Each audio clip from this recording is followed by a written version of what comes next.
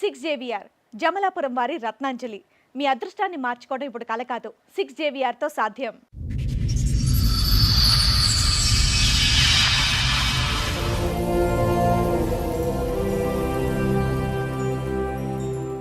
Madam నేను ఎంతవరకు ఎందుకు వచ్చానంటే మేడం చిన్న ప్రాబ్లం కాదు వల్ల రాలేదు మేడం, నేను చాలా పెద్ద ప్రాబ్లం వల్ల వచ్చాను మేడం.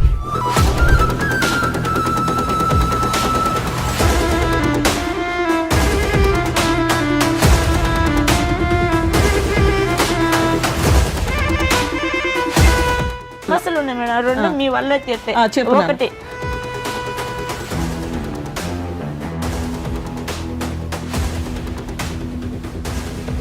రెండోది వచ్చేసి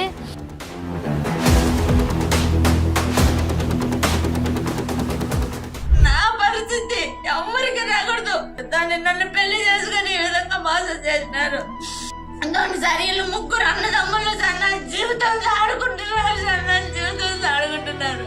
దాని సార్ నా బాబు పాస్పోర్ట్ చేయించినాడు, అన్ని చేయించి లాస్ట్ కు నన్ను నడి రోడ్డు మీద వదిలేసినాడు సార్. కోవిడ్లో లైసెన్స్ సార్ ఏది బండి తోలుతారు అక్కడికి. దయించి నా భర్తని ఇంటికి పంపిస్తే నా ప్రాబ్లమ్స్ అన్ని సాల్వ్ అయిపోతాయి సార్, నన్ను పంపేయండి సార్. చూడండి సార్ అతనికి ఇంకొక పెళ్లి అయింది సార్. అతనికి చూడండి సార్ ఈ అమ్మాయిని పెళ్లి చేసుకున్నాడు సార్. ఆ విషయం నేను ఎవరికి చెప్పినా నమ్మలేదు సార్, నన్ను పిచ్చిది మెంటల్ది అంటున్నాడు సార్. అతను లవ్ చేసినట్టు మోసం చేసి మా వాళ్ళందరినీ పెళ్లి చేసుకున్నాడు మేడం. మీ ఆయన మీతో బానే ఉన్నారా? బాలేదు. కొట్టడం తిట్టడం లాంటిది ఏమైనా చేసేవాళ్ళ? నా కార్యాలు పుట్టాయి మేడం, కాళ్ళకు ఉన్నాయి, చేతులకు ఉన్నాయి మేడం. కానీ ఇవి ఉన్నాయని చెప్పేసి నువ్వు ఇట్లున్నావు, నువ్వు అట్టున్నావు, నా అన్నాన్ని ఎంచడము.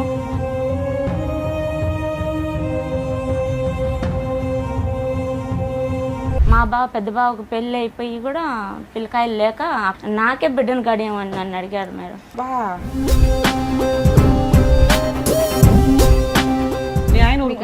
మా ఆయనకు చెప్తానంటే నువ్వే తప్పుడు దాని అవుతావు చెప్తే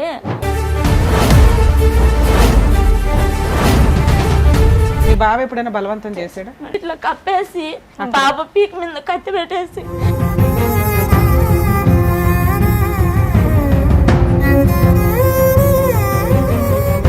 రెండు సార్లు నాకు తెలిసి మేడం మా భర్తలాగా వచ్చి నా పక్క పనుకున్నాడు మేడం నైట్లో మబ్బులో.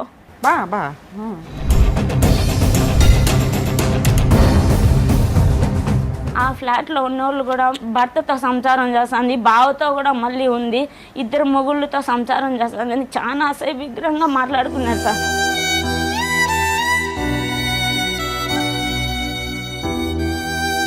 తర్వాత ఏమైంది లాస్ట్గా? తర్వాత లాస్ట్కి మళ్ళీ 2014 లాస్ట్ వచ్చాడు మేడం. వచ్చి ఇంకా ఎంటికలు తీపిస్తాము బాబుకి అనుకునే లోపల మా చెల్లెల్ని నేను పెళ్లి చేసుకుంటున్నానని చెప్పి ఎంటర్ చేసేసాడు మేడం. మీ చెల్లిని చేసుకున్నాడా చేసుకోలేదా? తాలుబుట్టు కట్టాడు మేడం. ఆయన నాకు తాలుబుట్టు కట్టినాడు, ఇదే అని మళ్ళీ పీకి జోబులో కింద పడేసింది మేడం. చిన్నప్పటి నుంచి నాకు 3 years ఉన్నప్పటి నుంచి మా నాన్న ఎలా ఉంటాడో నాకు తెలియదు మేడం. నాకు మా నాన్న అంటే ఇష్టం లేదు. మా నాన్నకి మా అమ్మకి ఏ సంబంధం ఉండకూడదు. ఈ డైవర్స్ అలాంటివి ఉంటాయి కదా, అవి ఇప్పించి మా అమ్మకి ఏం సంబంధం ఉండకూడదు సార్.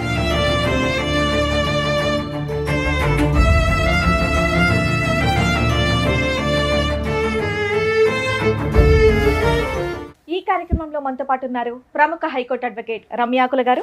నమస్తే మేడం. నమస్తే అండి. ప్రముఖ సైకియాట్రిస్ట్ డాక్టర్ కళ్యాణ్ చక్రవర్తి గారు. నమస్తే సార్. నమస్తే మేడం. మేడం సార్, జ్యోతి గారు ఒక సమస్యతో రావడం జరిగింది. ఆవిడ సమస్య ఏంటో అడిగి తెలుసుకుందాం. జ్యోతి గారు రండి. నమస్తే మేడం. నమస్తే అండి. మేడం మీకోసం చాలా రోజుల నుంచి వెయిట్ చేస్తున్నాను మేడం.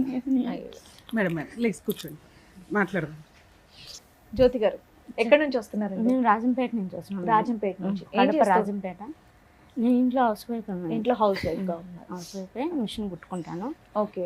ఇంకా అమ్మ వాళ్ళ ఇంట్లో ఉన్నాను మేడం ప్రస్తుతానికి. ఓకే. మీకు పెళ్ళయిందా? అయింది మేడం. ఎన్నేళ్ళ క్రితం అయిందండి? 2010లో అయింది. Love marriage arranged? అరేంజ్ మ్యారేజే, కానీ అతను లవ్ చేసినట్టు మోసం చేసి మా వాళ్ళందరినీ పెళ్లి చేసుకున్నాడు మేడం. ఒక మీరు లవ్ చేయలేదు కానీ అతను మిమ్మల్ని ఇష్టపడి మీ పెద్దవాళ్ళతో మాట్లాడి మిమ్మల్ని పెళ్లి చేసుకున్నాడు మేడం. ఓకే. ఏ సంవత్సరంలో పెళ్లి అయిందమ్మా? 2010 10వ నెల 21వ తేదీ 2010లో అయింది. 2010లో అయింది సార్. పిల్లలు? ఒక బాబు సార్, ఒక బాబు వెనకాల పాప పుట్టి చనిపోయింది. ఓకే. దాదాపు 15 ఏళ్ల తర్వాత మీరు మీ అమ్మ వాళ్ళ ఇంట్లో ఉన్నాను అని కంప్లైంట్ చేయడానికి ఇక్కడ వరకు 10 సంవత్సరాల నుంచి ఉన్నాను మేడం. 10 సంవత్సరాల నుంచి అమ్మ దగ్గరే ఉన్నారు?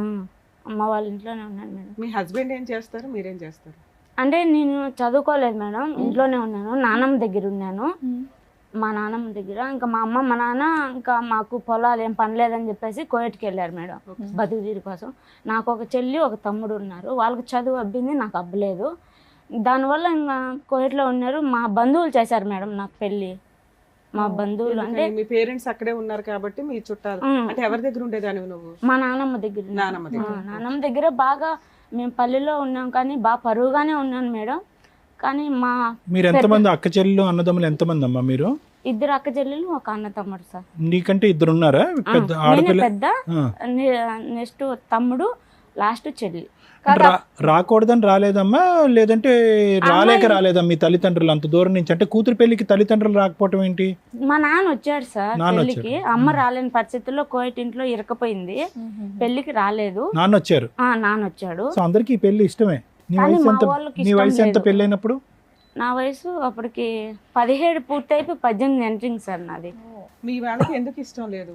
మా వాళ్ళకి ఎందుకు ఇష్టం లేదంటే మేడం, వాళ్ళు మంచి వాళ్ళు కాదంట మేడం. ఎవరు కనిపెట్టారు మీ ఇంట్లో? మా నాన్న కనిపెట్టాడు మేడం. మీ నాన్న వచ్చిందే పెళ్లికి కదా నాన్న? పెళ్లికి వచ్చాడు మేడం. కుటుంబం తెలుసా?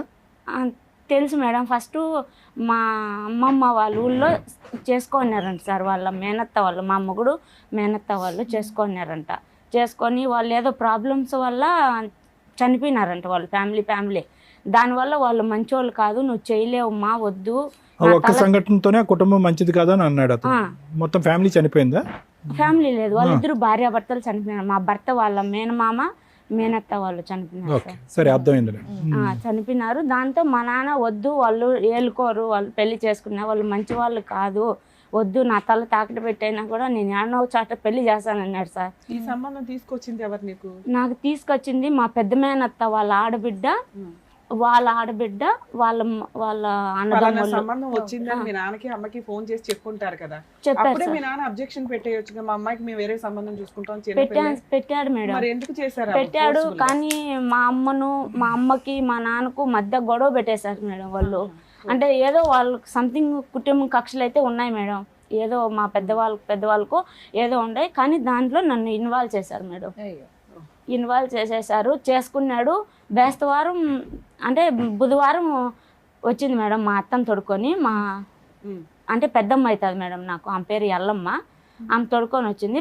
మా అత్త వాళ్ళు బుధవారం వచ్చిపోయినాడు. బేస్తవారము మళ్ళీ మా భర్తను తొడుకొని వచ్చింది. మళ్ళీ బేస్తవారం నిశ్చితార్థం, మళ్ళీ బేస్తవారం పెళ్లి చేసుకున్నాడు. పెళ్ళి 9 రోజులకి వెళ్ళిపోయినాడు మేడం కోయట్కి. ఆయన కూడా కువైట్ లోనే ఉంటాడా? కోయట్కి వెళ్ళిపోయాడు మేడం. అతను వాళ్ళు మాకేం బంధువులు ఏం కాదు మేడం, మాకు చాలా అసలు సంబంధమే లేదు. ఏం చేసేవాడమ్మా మీ ఆయన పెళ్ళైన కొత్తలో కువైట్ లో? అక్కడ కోయట్ లో ఎప్పటి నుంచో ఉన్నాడు. ఏం పని చేసేవాడు? డ్రైవర్ అంట sir. Driver. Company visa, plastic సామాన్లు అన్ని తిని పడేసేటి అవి ఉంటాయి కదా సార్, అన్ని షాప్. పెళ్ళైన 9వ రోజుకి వెళ్ళిన వ్యక్తి మళ్ళీ ఎప్పుడు వచ్చాడమ్మా నీ జీవితం? మళ్ళీ రాలేదు సార్, మళ్ళీ నన్నే కోయట్ కి సంవత్సరానికి తీసుకున్నాడు సార్. నువ్వు వెళ్ళావా? మళ్ళీ అక్కడికి సంబంధమే కువైట్ లో ఉన్నప్పుడు మీ అమ్మ నాన్న అక్కడ కూడా అబ్బాయిని పలకరించి ఉండొచ్చు కదా, అందరూ ఒకే చాట ఏ సండేనో కలవచ్చు కదా, బాబు ఇట్లా మరి మా అమ్మాయిని బాగా చూసుకుంటావా ఇది కాదని ఆయన అక్కడ మాట్లాడవచ్చు కదా. మాట్లాడలేదు మేడం, ఇక్కడ ఇంటి దగ్గరే వీళ్ళే మాట్లాడినారు మేడం. సరే, పెళ్ళైనాక అబ్బాయి అనటం ఏంటంటే నేను కువైట్ వెళ్ళిపోతాను, నీకు వీసా పాస్పోర్ట్స్ ఇవన్నీ వేసి తీసుకెళ్తాను అన్నాడు. ఒక 1 year కి తీసుకెళ్ళాడు. అక్కడ ఎవరెవరు ఉండేవాళ్ళు? అక్కడ నన్ను తీసుకున్నాడు. నన్ను తీసుకున్న తర్వాత మా బావ వాళ్ళు 2 ఉన్నారు. ఒక బావ వచ్చిపోతా ఉన్నాడు, ఒక బావ ఎక్కువ మా దగ్గర ఉండి డ్యూటీకి వెళ్తా ఉన్నాడు. ఇంకా వాళ్ళే ఉన్నారు మేడం. మీ బావకి పెళ్ళయిందా? మా పెద్ద బావకు పెళ్ళి అయిపోయి కూడా పిల్లకాయలు లేక అక్కడ వాతావరణంకి పుడతారని వచ్చి, అతను వాతావరణంకి పుట్టారో లేదో దేవుడు ఎరుగు, కానీ నాకే బిడ్డను గడియమని నన్ను అడిగారు మేడం. నన్నే బిడ్డను గడియమని అడిగారు మేడం. అసహ్యంగా మాట్లాడారు అక్కడ? అవును మేడం. అమ్మ నాన్న ఉన్నారు, కంప్లైంట్ ఇవ్వకపోయేట్లేదు, అసహ్యంగా మాట్లాడారు. నా పెళ్ళప్పటి నుంచి నేను ఇంకా వాళ్ళ మాట నేను చేసుకున్నానని చెప్పేసి ఆ బుద్ధుడి నుంచి ఈ బుద్ధుడి వరకు నన్ను మీ పేరెంట్స్ పట్టించుకోరు. పట్టించుకోవట్లేదు మేడం. కదమ్మా ఇక్కడ నువ్వు అన్న మాట కొంచెం ఇబ్బందికరంగా ఉంది. మీ బావతో నిన్ను పిల్లని కనమన్నారా లేకపోతే మిమ్మల్ని పిల్లలు కానీ ఒక పిల్లని ఎక్స్ట్రా ఇమ్మన్నారా? బావతోనే బా బావతోనే మేడం. మీ ఆయన ఊరుకున్నాడా మాట? మా ఆయనకు చెప్తానంటే నువ్వే తప్పుడు దాని అవుతావు, చెప్తే నా మాట వింటాడు మా తమ్ముడు. నేను ఎట్ట చెప్తే అట్టే వింటాడు మా మీరు తమ్ముడు. చెప్పారా లేదా ఇంతకీ ఇలా అన్నా సరే మీ ఆయనతో? నేను చెప్పలేదు మేడం. మీ మా ఆయన ఆయన అక్కడ ప్రవర్తన తీసుకెళ్ళాక మీ ఆయన మీతో బానే ఉన్నారా? లేదు. బాలేదు. కొట్టడం తిట్టడం లాంటిది ఏమైనా చేసేవాళ్ళ? అంతే. ఆ భయం ఆరేళ్ళు చెప్పలేదా? ఉన్నాయి నాకు, ఆరేళ్ళు పుట్టాయి మేడం. కాళ్ళకు ఉన్నాయి, చేతులకు ఉన్నాయి మేడం. అవి పుట్టడం నా తప్ప మేడం? అది చెప్పండి. పెళ్లిలోనే చూస్తుంటారు కదమ్మా. నేను ఇష్టపడే ఏమన్నా చేసుకున్నారు దాచిపెట్టుకుంటే దాగేటి కాదు కదా మేడం. కానీ ఇవి ఉన్నాయని చెప్పేసి నువ్వు ఇట్లున్నావు, నువ్వు అట్లున్నావు, నా అన్నాన్ని ఎంచడము, నన్ను ఎత్తి పొడవడమే తప్ప ఇంకా అతనికి నా మీద ప్రేమ లేదు మేడం. భార్య భర్తలుగా మేము ఏ రోజు సంతోషంగా ఉండింది లేదు మేడం. స్టార్టింగ్ మీరు ఏమన్నారు? మీ ఆయన మిమ్మల్ని ఇష్టపడ్డారు కాబట్టి మీ ఇంట్లో వాళ్ళతో అది మాట్లాడి నాటకం మేడం. ఇందుకు నాటకం ఆడాల్సిన అవసరం ఉంది? కట్నం ఏమన్నా మీరు భారీగా ఇచ్చారా? భారీగా అంటే నేను ఇంట్లో మా నాన్న వాళ్ళకు 3 కుటుంబాలకు పెద్ద కూతుర్ని నేను. మా నాన్న వాళ్ళు 3 అన్నదమ్ములు, అందరూ బాగా కోయట్లో ఉన్నారు. వీళ్ళు బాగా పరుగుల ఫ్యామిలీ, బాగా దండిగా తెస్తుంది, అందరూ కట్నం పెడతారని చెప్పేసి చేసుకున్నారు మేడం నన్ను. మా చిన్నాన్న వాళ్ళని అడగమన్నాడు మా నాన్న వాళ్ళ తమ్ముళ్ళని, ఒక్కొక్కరి దగ్గర 10 తులాలు బంగారు అడిగి పెట్టించుకో, ఏం నీకు ఆ హక్కు లేదా పెట్టేదానికి? పెట్టించుకో, నువ్వు పెట్టుకోకుండా ఎలా? ఎంతకాలం ఉన్నావు తల్లి కువైట్ లో? 2 ఏళ్ళు ఉన్నాను మేడం. 2 సంవత్సరాలు. ఈ 2 సంవత్సరాల్లో మీ బావ చేస్తున్న హెరాస్మెంట్ ని నువ్వు మీ ఆయనకి చెప్పలేదా? చెప్పలేదు మేడం. ఎప్పుడైనా మీ బావ బలవంతం చేశాడా? మేడం మీ బావ ఎప్పుడైనా బలవంతం చేశాడా? చాలా టార్చర్ పెట్టాడు మేడం. టార్చర్ పెట్ట మీరు, బలంతం పెట్ట మీరు. అమ్మ బలంతం చేసి తప్పుగా ఏమైనా ప్రవర్తించాడా? 1-2 సార్లు నాకు తెలిసి మేడం మా భర్తలాగా వచ్చి నా పక్క పనుకున్నాడు మేడం. నైట్ లో మబ్బులో. అంటే అదేంటమ్మా ఒకే ఇంట్లో ఉండేవారు అందరూ? ఒక రూమ్ లో మేడం. ఒక రూమ్ లో అందరూ మధ్యలో చెక్క కొట్టేసింటారు. ఒక హాలు, ఒక మంచం పడుతుంది, మంచం అంత ప్లేస్. మళ్ళీ ఒకసారి చెప్పమ్మా, నాకు అర్థం కాలేదు. ఒక రూమ్ లో ఒక చెక్క కొట్టినటువంటి గదుల్లో ఉన్నారు మేడం. నువ్వు, మా భర్త ఉన్నాడు, భర్త, నా బాబు ఉన్నాడు. బాబు పుట్టున్నాడు. బాబు అప్పటికే పుట్టేశాడు. 11 నెలలు అప్పటికి. ఇతను ఎక్కడ ఉండేవాడు? ఇతను మీ బావ మా దగ్గరే ఉండేవాడు సార్. సో అతను మొత్తం 4 ఉండేవారు. 4 ఉండేవాడు. వాళ్ళ ఆవిడ ఎక్కడ ఉండేది? వాళ్ళ ఆవిడ మళ్ళీ తీసుకున్నాడు మేడం ఇంటి దగ్గర నుంచి. మళ్ళీ నేను సో ఎప్పుడు పడుకోవటానికి అవకాశం ఏంటమ్మా? అంటే ఇతను డ్రైవింగ్ కి పోయినప్పుడా? డ్రైవింగ్కి పోయినప్పుడు కాదు సార్, ఇతను తెల్లారుజామున 3 గంటలకు 4 గంటలకు లేచి ఫ్రెండ్స్తో క్రికెట్ ఆడను, ఏదో ఇంకా సంథింగ్ ఆడిన పోతాడు సార్. నువ్వు లెక్క ముందే వెళ్ళిపోయాడు. బాబు వచ్చేసి 1-2 వరకు నిద్రపోయేది లేదు సార్. బాబు డబ్బా పాలు బాబుకి, నా పాలు లేదు. సో మీకు కూడా చాలా మత్తు నిద్రలో ఉండేవారు. మత్తు ఇంకా నిద్రపోతే మెలకమే ఉండేది లేదు సార్. బాబుతో నాకు అప్పుడు ఇతను వచ్చి పక్కన పడుకునేవాడు. 2 సార్లు పనుకున్నాడు సార్. 2 సార్లు పనుకొని అది కనుక్కొని నేను కొట్టి, ఆ ఫ్లాట్ లో ఉన్న వాళ్ళు కూడా భర్తతో సంసారం చేస్తుంది, బావతో కూడా మళ్ళీ ఉంది, 2 మొగుళ్ళతో సంసారం చేస్తుంది అని చాలా విగ్రహంగా మాట్లాడుకున్నారు సార్. ఆ బిల్డింగ్ లో ఉన్న వాళ్ళు, ఆ బిల్డింగ్ లో ఉన్న వాళ్ళు. ఇంత రూమ్ ఉంటుంది, ఇంత రూమ్ లో 2 ఫ్యామిలీలు. మీ ఆయన బుద్ధి లేదమ్మా? ఇట్లా మా ఆవిడని ఇబ్బంది పెడుతున్నాడు, మా బ్రదర్ని బయటికి పంపించేద్దాం ఎప్పుడు అనుకోలేదా? నేను మా భర్త ముందర ఒకలాగా ఉంటారు మేడం. కానీ నువ్వు చెప్పింది నమ్మాలిగా తల్లి. నిన్ను కాపాడుకోవాల్సింది మీ ఆయన. ఇలా బుద్ధి లేదు, ఏదో నిన్నే కొడతాడు చెప్తే. నువ్వేమో ఫస్ట్ నైట్ నుంచి కూడా నాకు అతనితో సంతోషం లేదు మేడం. నాకు ఒక జంతువులు పెంపకం ఎంతో, భార్యాభర్తల పెంపకం మాది కూడా అంతే మేడం. అందుకే ఇప్పుడు దాన్ని చెప్పేదాన్ని బట్టి ఏంటంటే ఇక్కడ నీ బావ పెద్ద రాక్షసుడా మీ ఆయనే పెద్ద రాక్షసుడా అనేది మాకు ఇప్పుడు డౌట్ ఉంది. ఇప్పుడు మీ బావకి, ఒక నిమిషం అమ్మా, మీ ఆయనకి మీ బావగారు చేసేటటువంటి ప్రతి పని అతనికి ఎరిగినే. అతను తెలియతానని నేనైతే అనుకోవట్లేదు, అంత తెలియకుండా ఉండదు. ఎందుకంటే అతను తిరిగి క్రికెట్ మ్యాచ్ నుంచో ఎక్కడి నుంచో తిరిగి వచ్చాక నువ్వు మొహం ఇలా పెట్టడం, అలా పెట్టడం, మూడీగా పెట్టడం పెడతావు. ఉంటాడు అతను ఎలాగా ఉన్నాయి? నీ మొహంలో బాధ అయితే నీ భర్తకు తెలుస్తుంది కదా, ఎందుకు అలా ఉన్నావు అని ఒక మాట్లాడతాడు కదా. ఎందుకు అలా ఉన్నావు, నన్ను కొడతాడు. నోట్లో మాట కనీసం ఏ రోజు అడిగినోడు కాదు సార్ నన్ను. ఏమి కష్టం ఉంటే నా కష్టం ఇదే అని చెప్తే వినే పరిస్థితిలో కూడా ఉండడు. ఏదన్నా ఎప్పుడన్నా చెప్తే ఏదో నిన్నే కొడతాడు.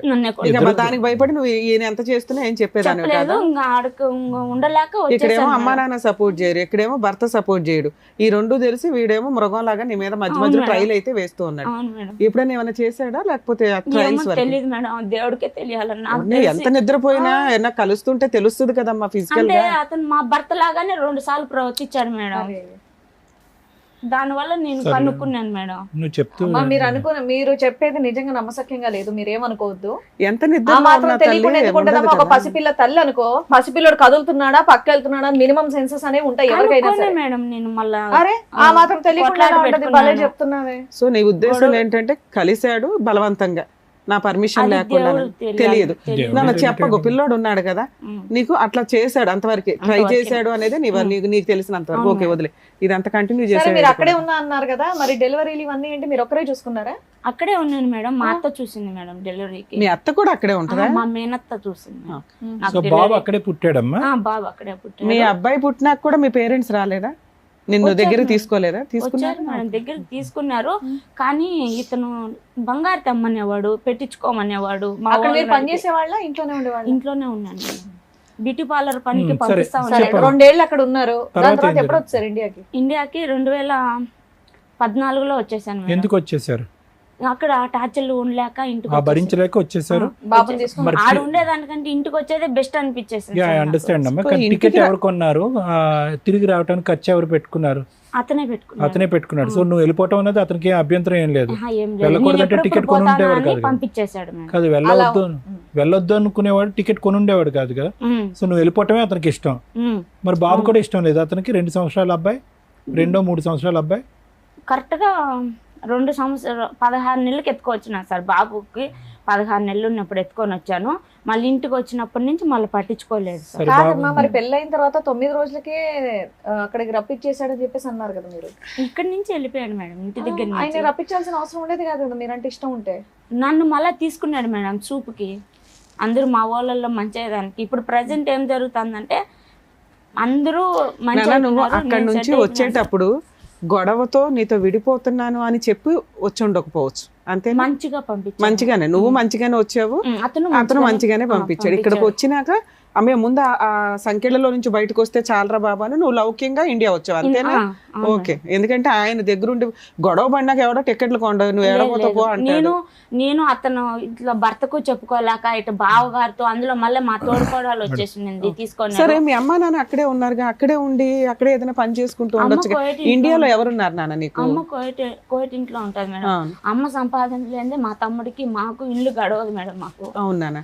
నాన్న ఉన్నాడు కదా, పోనీ మీ పిన్ని మేనత్ ఉంది, వాళ్ళంతా ఉన్నారు కదా, అక్కడే ఉండొచ్చుగా నువ్వు కూడా. అక్కడ వాళ్ళు ఉంటే ఎప్పుడు నీ వాళ్ళు అని ఏదో ఒక రకంగా టార్చర్ మేడం. నాకైతే ఏ రోజు సుఖం లేదు మేడం. ఇండియా వచ్చేస్తేనే సేఫ్ అనుకున్నావు నువ్వు, అక్కడ ఉండడం కంటే. ఓకే, వచ్చేసి ఇక్కడ ఏం చేసావు? ఇక్కడికి వచ్చాను మేడం, అత్త వాళ్ళ ఇంటికి వెళ్దాం అనుకున్నాను. అక్కడికి వెళ్తే ఇంకొక బావ తాగి కొడతాడు మేడం నన్ను. బాగా తాగి కొట్టేవాడు. అసలు ఉన్నావా ఎప్పుడైనా అత్తగారి ఇంట్లో? మరి లేనప్పుడు కొడతాడని ఎలా ఉన్నాను చెప్తాను మేడం కొద్ది రోజులు. ఆ 2 రోజుల్లోనే 2 సార్లు 3 సార్లు కొట్టాడు మేడం. ఇంట్లోకి వెళ్ళగానే కొట్టేస్తారు ఎవరైనా? కొట్టాడు మేడం. 8 లక్షలు డబ్బు తీసుకున్నాడు. 8 లక్షలు డబ్బు తీసుకున్నాడంట మేడం మా భర్త ఆయన దగ్గర. నిన్ను ఎందుకు కొట్టడం? వాళ్ళ తమ్ముడే కొట్టుకుంటే సరిపోతుంది. లేదంటే నిన్ను కొట్టాలని చెప్పి తాగి అతను ఎట్టంటే అట్ట మాట్లాడి కొట్టాడు మేడం. ఆ డబ్బులు పోలీస్ స్టేషన్ కి వెళ్ళి కంప్లైంట్ ఇవ్వలేదు? ఇచ్చాను మేడం. ఇచ్చితే పోలీస్ స్టేషన్ లో టౌన్ పోలీస్ స్టేషన్ లో ఇచ్చాను మేడం. ఇస్తే అతనికి కావాల్సిందల్లా తాగి అట్లా చేస్తున్నాడు పోమ్మా, నీ జోలికి రాడు, వచ్చితే ఇంకొకసారి కేసు కట్టేస్తాము, కేసు కట్టేసి ఇంకా జైల్లో పెట్టేస్తాం, నీ జోలికి రాడుకో అని చెప్పి సర్ది చెప్పి పంపించాడు. మళ్ళీ ఒకసారి మళ్ళీ అట్లే కొట్టనొచ్చాడు. 8 లక్షలు డబ్బులు ఇస్తావా అని చెప్పి ఒకరోజు మళ్ళీ కొట్టనొచ్చాడు మేడం. మళ్ళీ ఫోన్ చేశాను. మళ్ళీ ఫోన్ చేస్తే ఊళ్ళో పెద్ద మనుషులకు చెప్పారు. ఊళ్ళో పెద్ద మనుషులు చెప్తే ఆయనతో ఏం పని రా నీకు ఏం పని అవసరమా? మీ ఇద్దరు సంబంధమే అంతంత మాత్రం ఉన్నప్పుడు డైరెక్ట్ గా అతను కువైట్ లో ఫోన్ చేసి అతన్ని బెదిరించవచ్చు కదా. నిన్ను కొడితే ఏం లాభం? అక్కడ పడలేక కదా నువ్వు వెనక్కి వచ్చావు. అక్కడ పడలేక నువ్వేమి ఇక్కడ తీర్థయాత్రలకో ఇంకో దానికో రాలే కదమ్మా. అక్కడ పడలేక వెనక్కి వచ్చావు. ఆ పరిస్థితి అతనికి బాగా తెలుసు. నన్ను ఎందుకురా కొట్టేది, అక్కడ ఫోన్ చేసి అడుగు అని చెప్పొచ్చుగా. చెప్పాను చెప్తే కూడా నన్ను నోట్లోంచి మాట రానిచ్చే వాళ్ళు లేదు సార్. నన్ను మళ్ళీ వెళ్ళావమ్మా ఎప్పుడైనా కువైట్?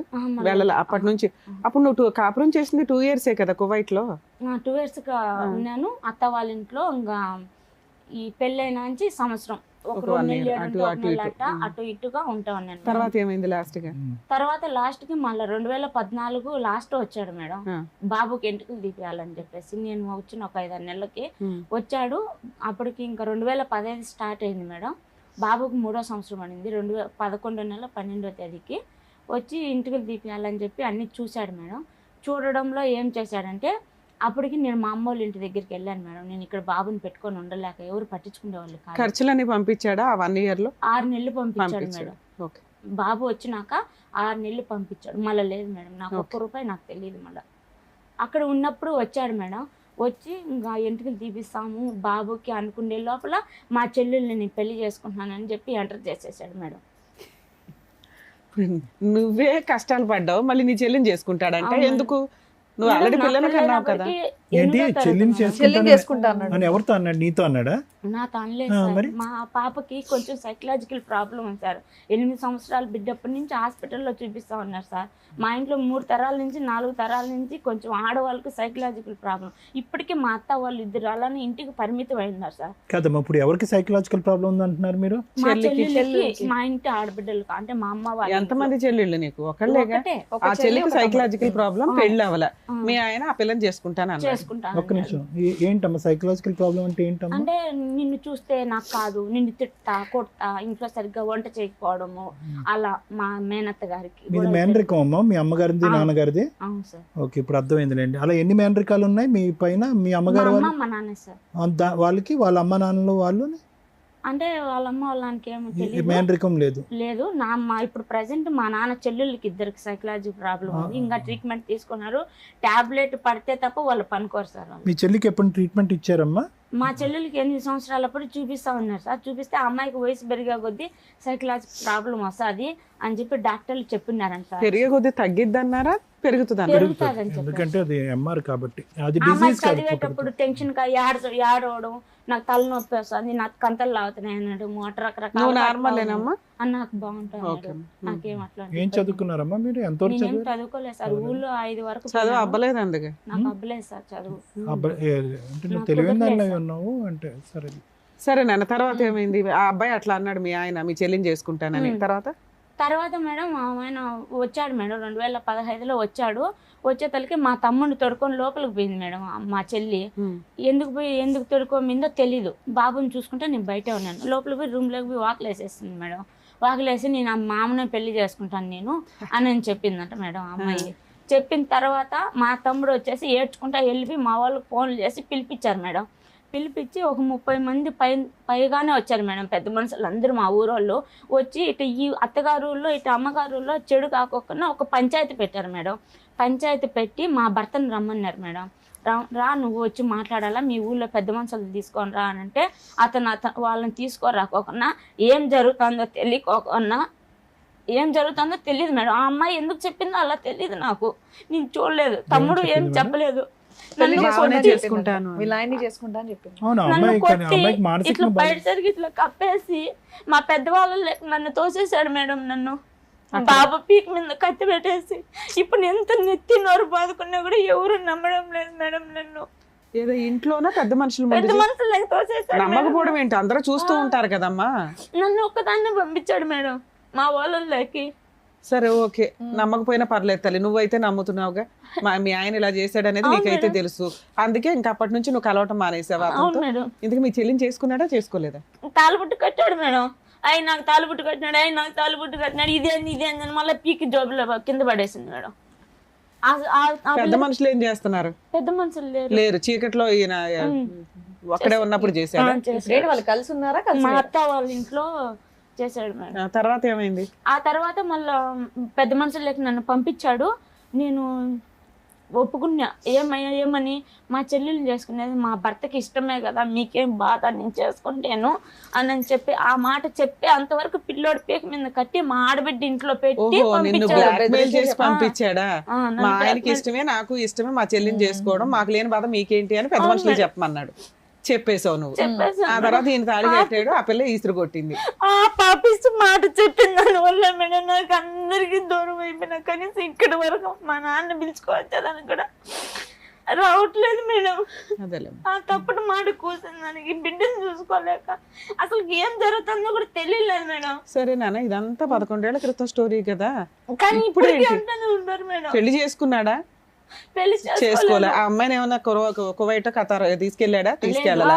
ఆవిడ మన ఆవిడ ఉంది, ఆవిడకి ఏమైనా పెళ్లి అయిందా? ఆ సైకలాజికల్ ప్రాబ్లం ఉంది. ఆ అమ్మాయికి ఏమైనా పెళ్లి అయిందా? మళ్ళా మాట్లాడేసి పెద్ద మనుషులు శోధనం చేసుకొని సుమా మాట్లాడుకొని బెంగళూరుకి హాస్పిటల్లో తీసుకొని పోవాలని చెప్పి తీసుకోపోతా ఉన్నారు మేడం. బెంగళూరుకి మా నాన్న, మా తమ్ముడు, మా బంధువులు అందరూ తీసుకోపోతా ఉంటే చెక్ పోస్ట్ దగ్గరికి కిడ్నాప్ చేసి తడుకోబోతున్నారు ఒక అమ్మాయిని అని చెప్పి ఫోన్ చేసి పట్టించేశాడు మేడం మా ఆయన. పట్టించేసి అప్పటికి ఆ అమ్మాయి అసలు ఒళ్ళు మీద గుడ్డ ఉందా లేదా అన్నంలో ఏంలో పూర్తి పిచ్చిది అయిపోయింది. ఎక్కడ తీసుకెళ్దాం అనుకున్నారు? నిమ్హాన్సా? బెంగళూరుకి సార్. ఎక్కడ? నిమ్హాన్స్ కా? గవర్నమెంట్ హాస్పిటల్ కా ప్రైవేట్ కా? గవర్నమెంట్ హాస్పిటల్కి, నిమాన్స్ హాస్పిటల్కి సార్. అవును, అలా కిడ్నాప్ చేస్తున్నారని తీసుకెళ్ళినప్పుడు మీకు అపాయింట్మెంట్ ఇది ఉంటుంది కదా, అపాయింట్మెంట్ మెసేజ్ కానీ లెటర్ కానీ. లో మా వాళ్ళ శోధనం చేసుకునేసినారు సార్. ఆ అమ్మాయిని తీసుకొని బలవంతంగా తీసుకోబోతా ఉన్నారు సార్. ఆ అమ్మాయి చాలా కేకలేయడము, ఇంకా పరిస్థితి బాగాలేదు. పరిస్థితి బాగలేదు ఆ అమ్మాయికి. రోడ్డు మీద వదిలేస్తే ఇంక ఎట్లా పోతుందో తెలియదు, అట్లా ఉండింది. ఇదంతా 10 ఏళ్ల క్రితం స్టోరీ. కరెక్ట్ గా 2015లో జరిగింది మేడం. 2010లో జరిగింది. చెక్ పోస్ట్ కాడికి అమ్మాయికి ట్రీట్మెంట్ ఇప్పించలా, అయిపోయింది అక్కడితో. తర్వాత మా ఆయన పోలీసు వాళ్ళకి డబ్బులు ఇచ్చి, లేడీ కానిస్టేబుల్ డబ్బులు ఇచ్చి కుక్కలకు రక్తం పోసినట్టుగా కొట్టించాడు మేడం అమ్మాయిని. మామని పెళ్లి చేసుకుంటాను నేను అంటాంది, కావాలని కోపట్టింది అమ్మాయికి అని. మీ ఆయనకి ఇష్టమే కదమ్మా అమ్మాయిని చేసుకోవటం మేడం. బాబు మీద పీక మీద కత్తి పెట్టి చేసుకుంటా అని చెప్పి అతను తప్పించుకునేదానికి అలా చేశాడు మేడం. నీ గొడవ తప్పించుకోవడానికే? నా గొడవ కాదు మేడం. అమ్మాయికి నా పెళ్ళప్పటికి 13 సంవత్సరాలు మేడం. 13 సంవత్సరాలు పాపప్పుడు మా ఇంటికి వచ్చినాడు మేడం పెళ్లి చేసుకుని. అతను మల్లెబెల్లికి వస్తారు కదా, అప్పుడు ఈ అమ్మాయి స్నానం చేస్తా ఉన్నిందంట మేడం బాత్రూమ్ లో. ఏం చెప్తున్నావు నీకు అర్థం అవుతుందా? అన్ని కలిపి చెప్తున్నానా? నువ్వు చెప్పిందే మళ్ళీ నువ్వు రివర్స్ వేరేగా చెప్తున్నావు. సరే చెప్పండి, ఎందుకు కొట్టించాడమ్మా? ఎందుకు కొట్టించాడు? బాత్రూమ్ లో పెళ్లి చేసుకుంటాను అంది అని కొట్టించాడంట. నన్ను ఎవరు నువ్వు పెళ్లి చేసుకోవడానికి? ఫస్ట్ టైం బాబు ఫస్ట్ ఏం చెప్పానా? కత్తి పెట్టి లోపలికి వెళ్ళి అలా ఒప్పించేశాడు మేడం. అవును, అప్పుడు నువ్వు వచ్చి చెప్పొచ్చు కదా, మా ఆయన చేసుకుంటాను అన్నాడు, తాళి కట్టాడు, మా చెల్లి పీకేసింది, అవతల పడేసింది అని చెప్పొచ్చుగా. మళ్ళీ నాకు తెలియకోకుండా మళ్ళీ పోలీస్ స్టేషన్ ఈ రకంగా పంచాయతీ. ఏం పేరమ్మా? మీ పేరు? జ్యోతి సార్. ఎందుకు వచ్చారు ఈ రోజు మీరు? ఫస్ట్ అది చెప్పండి, దాన్ని బట్టి వెనక్కి వెళ్తారు. కానీ ఇంకా 2015లోనే ఉన్నాం, అరగంట బట్టి. ఎందుకు వచ్చారు ఈ రోజు? సార్ నాకు మా భర్త అప్పుల్లో ఇరికిచ్చేసారు సార్. మా చెల్లి మాట ఎత్తుతున్నారు సార్. ఫైనాన్షియల్ నువ్వు విడిగిపోయావు కదా, విడిపోతే ఆయన అప్పులకి నీకేం సంబంధం? నువ్వేం కేసులు వేయలేదా? ఏం కేసులు వేసావు చెప్పు? వేసావు. ఇంకా అది పట్టించుకోవడం లేదు, జరగడం లేదు మేడం. మళ్ళీ కంప్లైంట్ ఇచ్చాను. మెయింటెనెన్స్ కేసు వేసావా? పిల్లడికి నీకు మెయింటెనెన్స్ కావాలని ఏమి ఆయన పంపిస్తున్నాడా డబ్బులు? డబ్బులు పంపించకపోతే ఎలా బతుకుతున్నావు నువ్వు? మా అమ్మోళ్ళ ఇంట్లోనే ఉన్నా మేడం. అమ్మే అప్పులు ఏంటమ్మా? ఒక ఫైనాన్షియల్ అప్పులు ఏంటమ్మా? ఎవరు చేసిన అప్పులు ఎందుకని? సార్ ఈ రోజు ఎందుకమ్మా ఇక్కడికి వచ్చావంటే మా ఆయన అప్పుల్లో నన్ను ఇరికించాడు అని అంటున్నావు. డబ్బులు ఇవ్వనోడు నిన్ను అప్పుల్లో ఎలా ఇరికించాడు? అప్పుల్లో సార్ అంటే నేను ఒక్కొక్కటి విడివిడిగా చెప్తాను సార్, అన్ని కలిపి చెప్తే కన్ఫ్యూజ్ అయిపోతున్నాను నేను. అప్పుల్లో అంటే సార్ 2014లో ఇంటికి వచ్చాడు కదా సార్, అప్పుడు భూమి కొన్నాడు సార్. భూమి కొని నా బంగారు 12 తులాలు బంగారం ఉంది సార్, బ్యాంకులో పెట్టి భూమి కొన్నాడు సార్. భూమి కొని ఎవరి పేరు మీద పెట్టాడు? అది అతని పేరు మీద కొన్నాడు, మళ్ళీ నా పేరు మీదకి రాపిచ్చాడు సార్ కోయిట్ పెట్టేటప్పుడు. అవి పాస్బుక్లు అవన్నీ తాకట్టు పెట్టించాడు అనమాట. అప్పులు ఎక్కువైపోయినాయని చెప్పేసి తాకట్టు పెట్టించేసి ఈ గొడవలు జరిగినాయి సార్. 2015లో వెళ్ళిపోయినాడు. వెళ్ళిపోయి ఏం జరిగినాయో నాకు తెలియదు సార్. నాకు ఒక మ్యాజిక్ లాగా అన్ని చేసేసాడు సార్ మా భర్త. ఎంత డబ్బులు అప్పు చేసాడమ్మా? తాకట్టు పెట్టి ఎంత తీసుకున్నాడు డబ్బులు? నా బంగారు పెట్టి 1,00,000 రూపాయలు తీసుకున్నాడు. ఒకసాట బ్యాంకులో వచ్చి మళ్ళీ ఇంకోసాట 50,000 తీసుకున్నాడు. తీసుకుని 12 తులాల బంగారు ఒకే చోట పెట్టలేదు సార్, 2 విధాలుగా పెట్టాడు. తీసుకున్నాడు. అవి ఉన్నాయి సార్ నా దగ్గర కూడా. ఓవరాల్ గా మీ ఆయనకి ఎంత అప్పులు ఉన్నాయి? నిన్ను ఎవరు అడుగుతున్నారు? ఆ అప్పులు తెమ్మని కాడ తెచ్చి ఇమ్మని కాడ ఇచ్చాను మేడం. భూమి మీద నువ్వే సంతకాలు పెట్టి తీసుకున్నావా? పెట్టాను మేడం. ఓవరాల్ గా ఎంత అప్పులు ఉన్నాయి నీకు? 10 పైనే ఉన్నాయి మేడం. 10 లక్షల దాకా. ఇక్కడికి ఎందుకు వచ్చావు? ఇక్కడికి ఎందుకు వచ్చానంటే మేడం, నాకు అప్పులు ఎక్కడున్నా నన్ను నా బిడ్డను ఎవరు అడగకూడదు, అది క్లోజ్ కావాలి మేడం. నా బాబుని ఇబ్బంది పెడుతున్నాడు, స్కూల్ కాడికి పోయి బాబుని పట్టుకొని కిడ్నాప్ చేసేస్తే ఎవరంటున్నారు? అప్పులు వాళ్ళు సార్. అప్పుడు వాళ్ళ అమ్మ వచ్చి కడతాది, వాళ్ళ అమ్మ నీతో పాటు ఎవరైనా వచ్చారా ఇక్కడ మాట్లాడడానికి? నాతో పాటు. నీ పేరు మీద రూమ్ ఉందన్నావు కదా ఇప్పుడు, మరి అమ్మేసి కట్టేయచ్చు కదా. అది వేరే వాళ్ళు పెట్టేస్తున్నాడు, అన్ని చిక్కులు ఇరికిచ్చేస్తున్నాడు మేడం. అప్పు నెంబర్ 1 అది. అప్పు నెంబర్ 2 ఏంటి? అప్పు నెంబర్ 2 అంటే ఇంకా ఊళ్ళో ఇల్లు స్థలం ఉంది సార్ మా బావ వాళ్ళది. ఊళ్ళు ఇల్లు స్థలం ఉంటే 4 అన్నదమ్ముళ్ళు, మా భాగం మా మధ్య. అక్కర్లేదమ్మా. నెంబర్ 2 అప్పు ఏంటో చెప్పండి. అప్పులు తీర్చే వేదిక కాదు ఇది, అర్థమైందా? మీరు ఇక్కడ అప్పులు తీర్చరు. నాకే బోల్డెన్ అప్పులు ఉన్నాయి. అవన్నీ కాదు, ఇక్కడ అప్పులు తీరుస్తారని కాదు. నీ భర్తతో నీకేమన్నా సమస్య ఉందా? ఫైనాన్షియల్ ఆస్పెక్ట్ ఇక్కడ ఏమీ చేయమమ్మా. ఆ ఆశతో, ఆ కోరికతో, ఆలోచనతో వచ్చుంటే కనుక వచ్చిన దారినే మీరు వెళ్ళొచ్చు. అలా అయితే కొన్ని లక్షల మంది వస్తారు. నాకు 10 లక్షల అప్పు ఉంది, 20 లక్షల అప్పు ఉంది, పద్మవ్యూహంలో లెక్క తీరుస్తారంటే అని వస్తారు. దాని గురించి కాదు. నీ భర్త దగ్గర నుంచి నీకేమన్నా అన్యాయం ఉందా? మీ కుటుంబ సభ్యుల దగ్గర నుంచి మేము ఏమన్నా అన్యాయం ఉందా? అప్పు ఎలా తీర్చాలన్నది మీరు బయటకు వెళ్ళి లెక్క తేల్చుకోండి. ఆ లెక్కలు ఇక్కడ చెప్పకండి. కానీ నాన్న, నీకు ఇంత అన్యాయం జరిగితే నువ్వు న్యాయం కోసం వేయాల్సిన కేసులు ఎందుకు వేయలేదు ఇప్పటిదాకా? నాకు తెలిసినంత వరకు ఆ ఒక్క కేసు వేసాను మేడం. అదే ముందుకు అవునా? వెళ్ళలేదు. ఇప్పుడు మా ఎపిసోడ్ లో ముందుకెళ్ళలేదు. చూస్తాము అనేది నువ్వు అర్థమైపోయింది దీన్ని బట్టి. ఎందుకంటే ఇక్కడ ఏదో న్యాయం జరిగిద్దని వచ్చావు అంటే మా ఎపిసోడ్లు అన్ని చూస్తున్నట్లే. అవును మేడం. లీగల్ గా ఎలా ఉంటది, ఏం కేసులు వేసుకోవాలి, మీ ఆయన దగ్గర నుంచి ఆ డబ్బులు ఎట్లా వసూలు చేసుకోవాలి, ఉచిత న్యాయ సహాయం చేసే ప్లేసులు ఎక్కడ, ఇవన్నీ నేను మాక్సిమం ఎపిసోడ్లో చెప్తూనే ఉన్నా. అలా ఎందుకు మీరు ప్రయత్నించలేదు? ప్రయత్నించాను మేడం. ఇప్పుడు కూడా ఒకటి కంప్లైంట్ అర్జీ ఇచ్చున్నాను మేడం స్టేషన్ లో. నువ్వు ఓన్లీ పోలీస్ స్టేషన్ కేసే ఇస్తున్నావు. ఇస్తున్నా. ఈచ్ కోర్టుకి కేసు యొక్క వెళ్ళిపోవాలని- ఒక్క నిమిషం నాన్న, ఈచ్ కేసు యొక్క పవర్స్ వేరు. నీ అప్పు తీరాలి అంటే దానికి వేయాల్సిన కేసు వేరే. అవును. ఓకేనా? అది ఏ అడ్వకేట్ ని కలిసినా చెప్తారు కదా నాన్న. మేడం నేను ఎంతవరకు ఎందుకు వచ్చానంటే మేడం, చిన్న ప్రాబ్లం కాదు వల్ల రాలేదు మేడం. నేను చాలా పెద్ద ప్రాబ్లం వల్ల వచ్చాను మేడం. మా చెల్లెల విషయంలో ఏ తప్పు లేదు మేడం. ఆ అమ్మాయికి హెల్త్ ప్రాబ్లమ్స్ మేడం. కాబట్టి నా దగ్గర పేపర్లు ఉన్నాయి. 2 నెలలు కుక్క కంటే ఈనంగా పన్నాను మేడం నేను హాస్పిటల్. పిల్లోడు చదువుకుంటున్నాడా? ఇల్లు ఎలా గడుస్తుంది నీకు? అమ్మాయి మేడం, నేను మిషన్ కుట్టుకుంటా. ఒక కన్ను మా చెల్లి మీద ఎలా, ఒక కన్ను నా బిడ్డ మీద వేసి చూసుకొని మీ మిషన్ చెల్లి బాధ్యత కుట్టుకుంటా. నీకెందుకమ్మా? నీ చెల్లి బాధ్యత మీకెందుకు? ఎవరు అంటే లేరు. మీ అమ్మాయి తమ్ముడు బాగా మీ తమ్ముడు ఏం చేస్తున్నాడు? తమ్ముడు ఉన్నారు కానీ అమ్మాయికి హెల్త్ ఇప్పుడు ప్రాబ్లం. ఎంత అమ్మాయి వయసు ఎంత? ఇప్పుడు 26, 27 ట్రీట్మెంట్ నడుస్తుందమ్మా? నడుస్తుంది సార్. రీహాబిలిటేషన్ యూనిట్లో ఎప్పుడన్నా పెట్టారా? మెంటల్ హెల్త్ అసైలంలో ఎప్పుడన్నా పెట్టారా? అదేమో తెలియదు సార్. నా దగ్గర అయితే పేపర్లు మందులు ఉన్నాయి. వాడుతుందా? వాడుతుంది సార్. ఇప్పుడు స్థిమితంగానే ఉందా తను? అవును సార్. లేదంటే ఫోన్లో అక్కడ కూడా ఏమన్నా మాట్లాడుతుంది. రీహాబిలిటేషన్ సెంటర్లో నేను రికమెండ్ చేసి పెట్టించమంటారా? ఇప్పుడు ఒకటమ్మా, ఒక పక్క నుంచి నేను అబ్బాయిని చూసుకోవాలి, ఇంకో పక్క నుంచి చెల్లిని చూసుకోవాలి అవును సార్. అంటే కనుక అవును. ఈరోజు అది చాలా కష్టసాధ్యం. నీ కొడుకుని మీరు తేరుకుని బయటపడటానికి ప్రయత్నం చేయండి. మీ కాళ్ళ మీద మీరు నిలబడండి.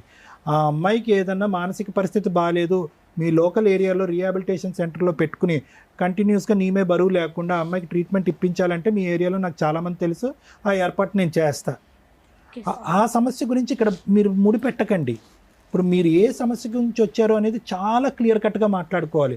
ఫస్ట్ ఓపెనింగ్ ఏమన్నారు? ఏమండి నాకు ఇన్ని అప్పులు ఉన్నాయండి, ఒక్క అప్పువాడు కూడా నా మీదకి రాకూడదంటే అప్పు తీసుకున్నవాడు మీదకి ఎందుకు రాడమ్మా? వస్తున్నారు సార్. మరి ఇప్పుడు మా వస్తారమ్మా. భర్త మాటలు నేను వాడు వాడు మోసపోయినాను సార్. కుటుంబాన్ని పోషించాలి. నీ భర్త మాటలు విని ఎలా మోసపోయారు మీరు? అది క్లారిటీ ఇవ్వండి నాకు మీ ఒక్కసారి. తమ్ముడు ఏం చేస్తున్నాడమ్మా? అమ్మా, ఫస్ట్ ఆఫ్ ఆల్ అక్కడికి వెళ్ళాక మీ ఆయన ఫస్ట్ డే నుంచే అసలు మీరు ఎప్పుడు సుఖంగా లేరు, ఎప్పుడు కొడతాడు నా మాట విన్నప్పుడు, అలాంటి మనిషి 4 ఏళ్ల ఎందుకు? తర్వాత ఒక చిన్న పిల్లాడు ఉన్నప్పుడు ఆయన పెట్టమన్న చోట సంతకాలు ఎలా ఎందుకు పెట్టావు? నువ్వేమన్నావు? నాకంతా బానే ఉందండి, నేను నార్మల్ గా ఉన్నాను, నేను బాగానే కరెక్ట్ గా ఉంది ఉన్నాను. మేడం. 2 మరి ఆ మాత్రం సంవత్సరాలు జ్ఞానం లేదా? అక్కడ దుబాయ్ తీసుకెళ్లి నిన్ను నానా హింసలు పెట్టారు. మరి అలాంటి వాళ్ళ మీద నమ్మకంతో ఎలా పెట్టావు? భూమి కొన్నాను బాబుకు మనకే కదా అని చెప్పి అలా ఆశలు అమ్మ పెట్టేస్తాడు ఏమన్నా మేడం. అన్నాడు, నీ పెళ్ళి అయ్యే టైంకి నీకు 16 సంవత్సరాలు, నువ్వు సంతకం పెట్టే టైంకి నీకు 21 సంవత్సరాలు. అవును సార్. 21 సంవత్సరాల పాటు 5 సంవత్సరాల పాటు నరకయాతను అనుభవించాను. మెడపట్టుకుని బయటకు గెంటేశాడు. అక్కడ బావ కరెక్ట్గా లేదు, భర్త కరెక్ట్గా లేడు, కొడుకు అనేటటువంటి జ్ఞానం కూడా లేకుండా టికెట్ కొని వెనక్కి పంపించండి. ఎలా నమ్ముతావు? ఇప్పుడు నీ మాట మమ్మల్ని ఎలా నమ్మంటావు? నీ మాట మమ్మల్ని ఎలా నమ్మంటావు? కొడుకు గురించే అని అన్నావు. పోనీ అది ఒక ఎత్తు. రెండోది, మూడోది, నాలుగోది, 4 అప్పులు చెప్తున్నావు నువ్వు. 4 భారీ స్థాయి అప్పులు, 10 లక్షలు. అప్పు ఇచ్చినోడు నా మీదకి రాకూడదండి, వాడికి మీరు ఏమైనా వార్నింగ్ అంటే మేము అలా చేయవమ్మా. అప్పు ఇచ్చినోడు వాడు కడుపుమంట, వాడు చెప్పడా? వాడు బాధపడ్డా? చెప్తారు. ఫైనల్గా సంతకాలు పెట్టి ఎవరు మీడియేషన్ ద్వారా అప్పులు చేయబడి, నేను ఎవరు బలవంతం చేసి ఎవరు అప్పులు తీసుకోలే కదా. ప్రతి చోట నీ సంతకం ఉండుంటుంది, ప్రతి చోట నువ్వు పెట్టినటువంటి తాకట్టు ఉంటుంది. అదే సార్ నేను చేసిన తప్పు. అమ్మ, రేపు తప్పులు అమ్మా, అంటే పెళ్ళైన తర్వాత ఇదేంటి తప్పులంటే దుబాయ్ ఒకసారి చేయొచ్చు, 2 సార్లు చేయొచ్చు అమ్మా. జీవితాల్ని పనంగా పెట్టి పిల్లోడి యొక్క భవిష్యత్తు పనం పెట్టి నరకం చూపెట్టేటువంటి రాక్షసులకి పదే అప్పులు సంతకాలు పెట్టి ఎవరు? నాన్న 2 క్వశ్చన్లు. 10 ఏళ్ళు అయింది నువ్వు అప్పు చేసి, అప్పులు ఊరుకున్నారా ఇప్పటిదాకా? బాండ్ రాపించుకుంటా ఉన్నారు మేడం. మళ్ళీ ప్రతిసారి రీబాండ్ బాండ్లో ఇప్పటికి ఎంత కట్టరా? 3 సార్లు రాపించాను మేడం. ఒక్కొక్కళ్ళు. నీ దగ్గర ఏమున్నాయని?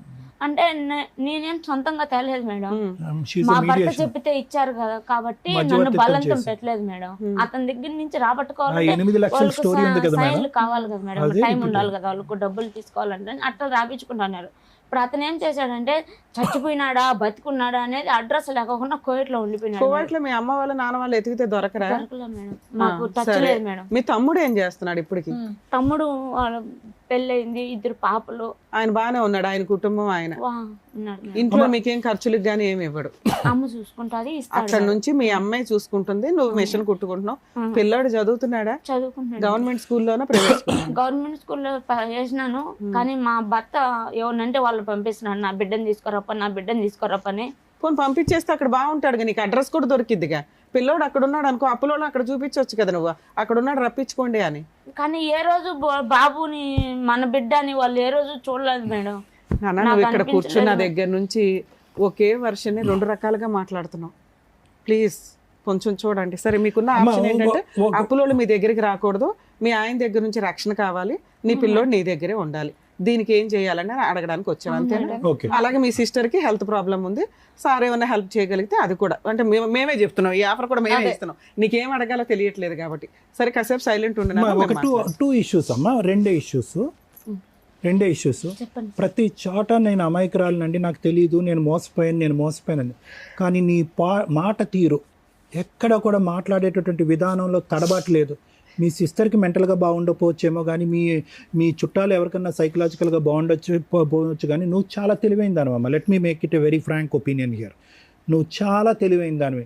నీకు భగవంతుడు ఆలోచన శక్తి ఇచ్చారు, చాకచక్యం ఇచ్చారు, దాంతోపాటు ఒడిదొడుకులు ఎదురుది సక్సెస్ఫుల్గా నిలబడి పిల్లోడిని ఈ స్థాయి వరకు పెంచేటటువంటి 15 సంవత్సరాల ప్రయాణంలో మీ మ్యారేజ్లో 2 years పాటు నువ్వు ఎక్కడో కువైట్లో ఉన్నావు, మిగతా మొత్తం 13 years పాటు అందరి సమక్షంలోనే నువ్వు ఉన్నావు. అందరికీ తెలుసు, LKG నుంచి UKG పిల్లోడు, 2nd standard పిల్లోడు కూడా జ్యోతికి వాళ్ళ భర్తకు పడుతుందంటే కనుక అందరికీ తెలుసు కదా. ఎవరైనా పోనీ జ్యోతి వాళ్ళ భర్త అన్యోన్యంగా ఉంటాం అనేది ఎవరన్నా చూసారా? ఎవరు చూడలేదు. మరి అందరూ వచ్చి నీ జుట్టు ఎందుకు పట్టుకుంటున్నారు? అందరూ అంటే సార్ అదే అంత మా చెల్లెల్ని ఇచ్చి పెళ్లి చేసినానని మా భర్త అలా చెప్పించినాడు సార్. నన్ను అడ్డం పెట్టేసుకుంటున్నాడు సార్, ప్రతి ఒక్కదానికి నన్ను అడ్డం పెట్టేస్తున్నాడు. అతను తప్పు చేసేది నా మీదకి. నువ్వు అడ్డంగా వెళ్ళటానికి ఇష్టపడితేనే నేను అడ్డం పెట్టుకుంటాడు. అవును సార్. ఒక మనిషి ఒక మాట ఒక్కసారి నమ్మచ్చు, 1కి 10 సార్లు నమ్మి ప్రతిసారి నన్ను మోసం చేస్తున్నాడు అంటే కనుక అంటానికైనా ఒక అర్థం ఉండాలి కదమ్మా. ఎందుకు నీ తెలివితేటలకి ఇప్పుడు జరిగినటువంటి మోసాలకి ఎందుకు లింక్ పెడుతున్నానంటే, నువ్వు మాట్లాడేటటువంటి తీరు నీ తెలివితేటలకి జరిగినటువంటి 10-12 మోసాలకి అసలు ఎక్కడ లింక్ కుదరట్లే. ఎక్కడో చోట నువ్వు బ్రేక్లు వేసుకోవాలిగా. ఎంతకాలం అమాయకురాలు అని చెప్పి ఆ ఊరంతా నమ్మించి ఈ వేదిక మీద ఎక్కడ కూర్చుని నేను అమాయకురాలనండి, 23 సార్లు నేను మోసపోయానండి, 10 లక్షలు అప్పు ఉందండి అని ఎలా చెప్తావు? ఎలా న్యాయాలు జరుగుతాయి ఇలాంటి వాటికి? సార్ అప్పనే కాదు సార్, ప్రతి ఒక్క విషయంలో నేను నమ్మాను సార్ అతన్ని. ఎందుకు నమ్మాలి? ఎందుకు నమ్మాలమ్మా? నమ్మాను కాబట్టి. ఏమండి 20 సంవత్సరాల పాటు శుభ్రంగా కాపురం చేసామండి, 21వ సంవత్సరం నుంచి మోసం చేశాడండి, కాబట్టి 21వ సంవత్సరంలో అతడు దొంగని నాకు అర్థమైందండి అంటే అర్థమైంది. పెళ్ళైన కాడి నుంచి ఇప్పటి వరకు మొత్తం కంటిన్యూస్గా మోసాలు అయిపోతూ ఉంటే కనుక ఎలా నమ్మావు? మళ్ళీ నీ తెలివితేటలకే నేను ముడి పెడతాను. మీ చెల్లి పిచ్చిదయ్యి ఉండొచ్చు, నువ్వు చాలా తెలివైన దానివి. మోసం చేసేటటువంటి వ్యక్తిని 10 నిమిషాలు ఎదుర్కొంటే నిలబడినా కూడా కనిపెట్టేటటువంటి మానసిక స్థైర్యం, తెలివితేటలు నీకు ఉన్నాయి. అలాంటిది 15 సంవత్సరాల పాటు ఒక వ్యక్తి యొక్క మానసిక పరిస్థితిని అసెస్ చేయలేదా నువ్వు? కనుక్కొని సార్ 10 సంవత్సరాల నుంచి దూరం అయిపోయినా సార్, వద్దని చెప్పేసి. ఈ అప్పులన్నీ 10 సంవత్సరాల లోపే అయిపోయినా, అంతకు ముందే అయిపోయినాయి. అవును సార్. ఇంకా నేను సొంతంగా తేలేదు కాబట్టి, అతను చెప్తే ఇచ్చారు కాబట్టి నా దగ్గర బాండ్లు రాపించుకుంటా సగాన్ని సగం కట్టించుకున్నారు. ఇప్పుడు ఇంకా వడ్డీ అసలు కలిపి 10. ఇప్పుడు మీతో పాటు ఎవరు వచ్చారు? నేను బాబు వచ్చాను sir. With your permission madam, with your permission ఒక్కసారి అబ్బాయిని కూడా పిలిచి 1-2 క్వశ్చన్ పిల్లడికి ఏం తెలుస్తుంది అని అంటే వాళ్ళ నాన్న మాట్లాడుతా ఇప్పటి వరకు ఇవి చెప్పింది. నాకు ఏంటంటే చిన్న డౌట్, అట్లీస్ట్ వాళ్ళ నాన్న ఫోన్ చేసి మాట్లాడుతున్నాడా లేదా, ఏంటి ప్రవర్తన ఏంటనేది ఒక్కసారి నేను తెలుసుకుందామని అంతే. With your permission. Father son relationship. నీ పేరేంటి? రామ్ గోవర్ధన్. ఏం చదువుకుంటున్నావు? 7th standard. ఇప్పటి వరకు మీ మమ్మీ చెప్పిందంతా అక్కడ కూర్చొని విన్నావు. నువ్వేమన్నా చెప్పాలనుకుంటున్నావా? చెప్పు మేడం. చిన్నప్పటి నుంచి నాకు 3 years ఉన్నప్పటి నుంచి మా నాన్న ఎలా ఉంటాడో నాకు తెలియదు మేడం. ఇప్పుడు వరకు ఫోటోల్లో అప్పుడప్పుడు చూసా, అంటే ఇప్పుడు చూడను. నాకు మా నాన్న అంటే ఇష్టం లేదు. ఫోన్లో మాట్లాడతాడు ఎప్పుడన్నా? మీ నాన్న లేదు. ఎప్పుడన్నా మీ ఇంటికి వచ్చాడా? నా పిల్లోడు నాకు కావాలి తీసుకెళ్ళిపోతానని ఎవరినైనా పంపించాడా?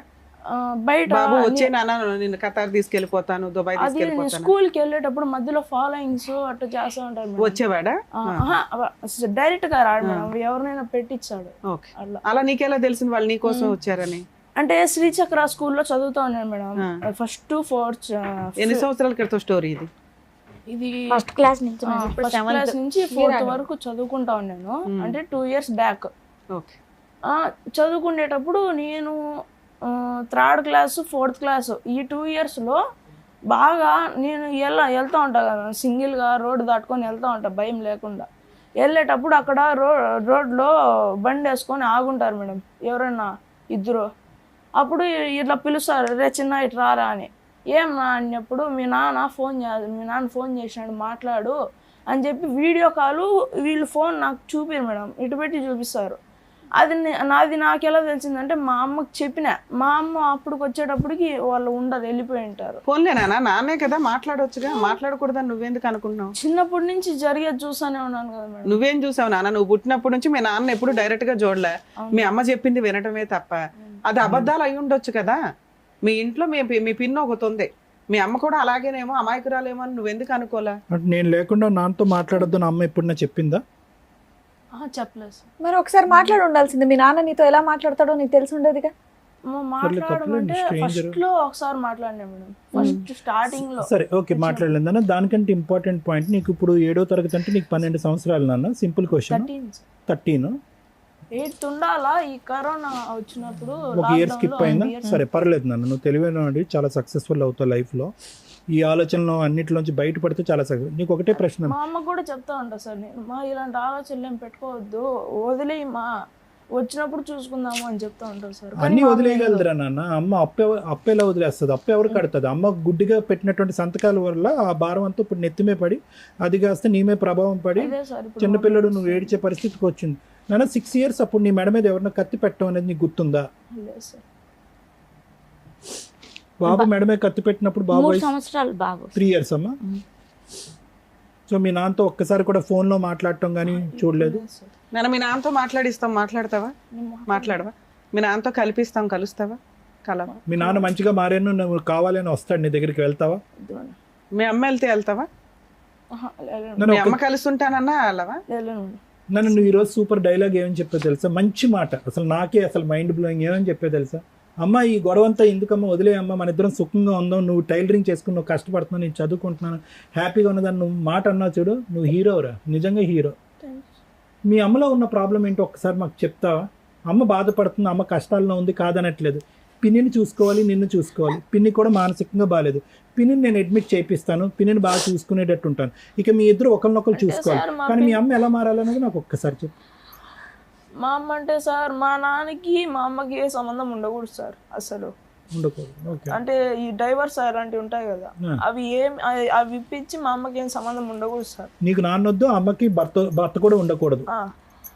మేమిద్దరము ఎలాంటి సమస్య లేకుండా బాగా ఉంటే హ్యాపీగా ఉండాలి.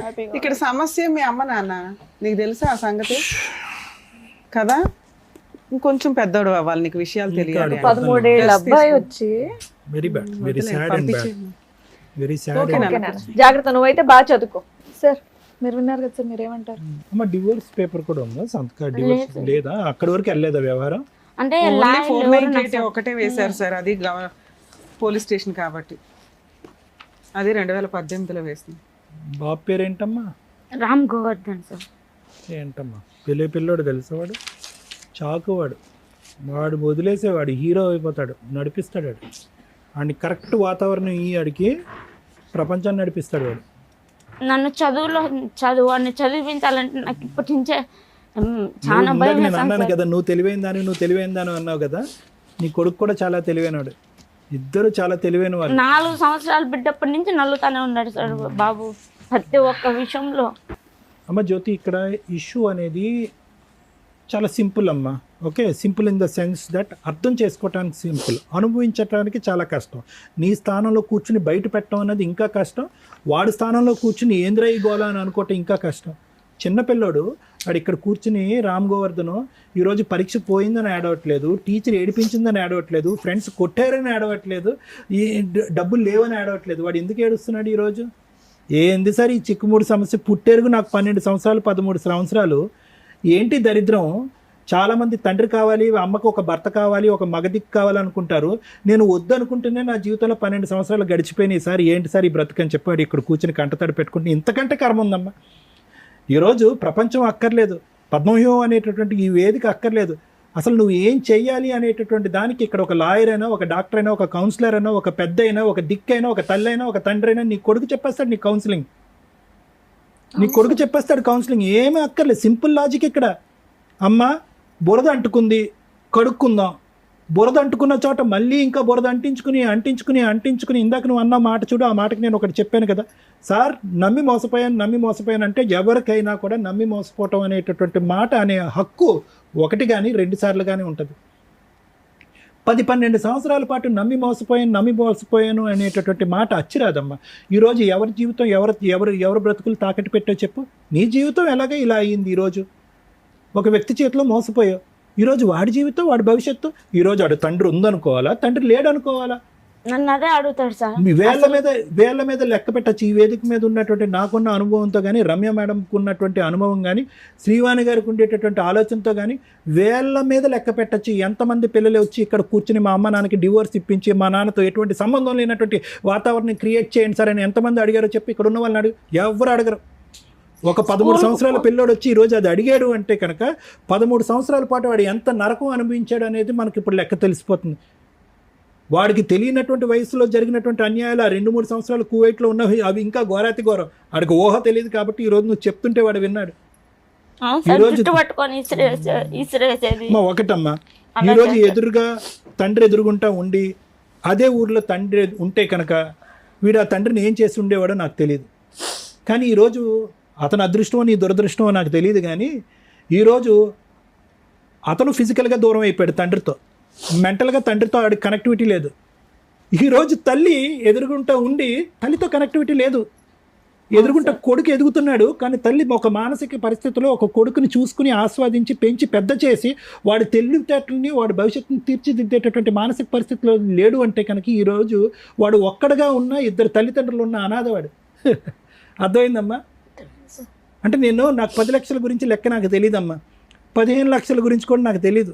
నీకు అది భారం అనిపిస్తుందేమో. ఈరోజు తెలివితేటలు ఉన్నాయి, కాళ్ళు చేతులు శుభ్రంగా పనిచేస్తున్నాయి. నువ్వు కష్టపడి ఉంటే కనుక ఈ పాటికి ఎన్ని లక్షలు సంపాదించి ఉండేది.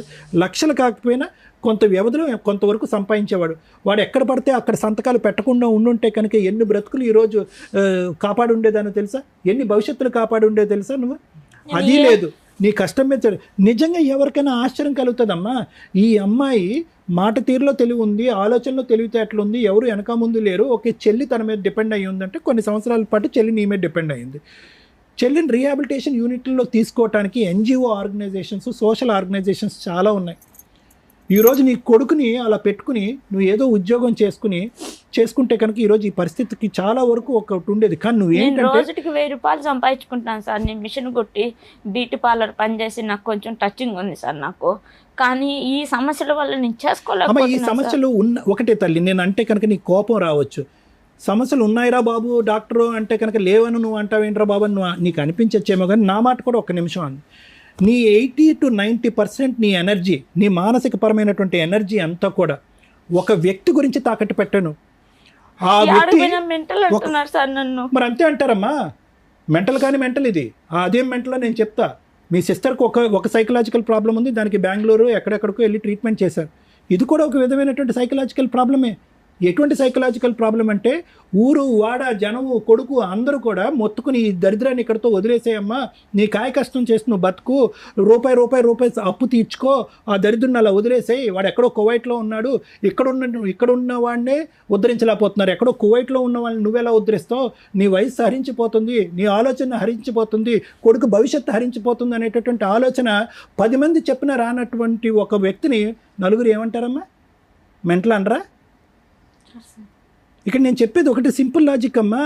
ఆడు ఎదిగిపోతున్నాడు, వాడికి 13, తర్వాత 15, తర్వాత 17, 18, తర్వాత వాడు అంటాడు, అరే నీకు ఎవరెవరు ఉన్నారా అంటే కనుక మా నాన్న కళ్ళెదురుగుంటా లేడు సార్, మా అమ్మ కళ్ళెదురుగుంటా ఉన్నా లేదు సార్ అంటాడు.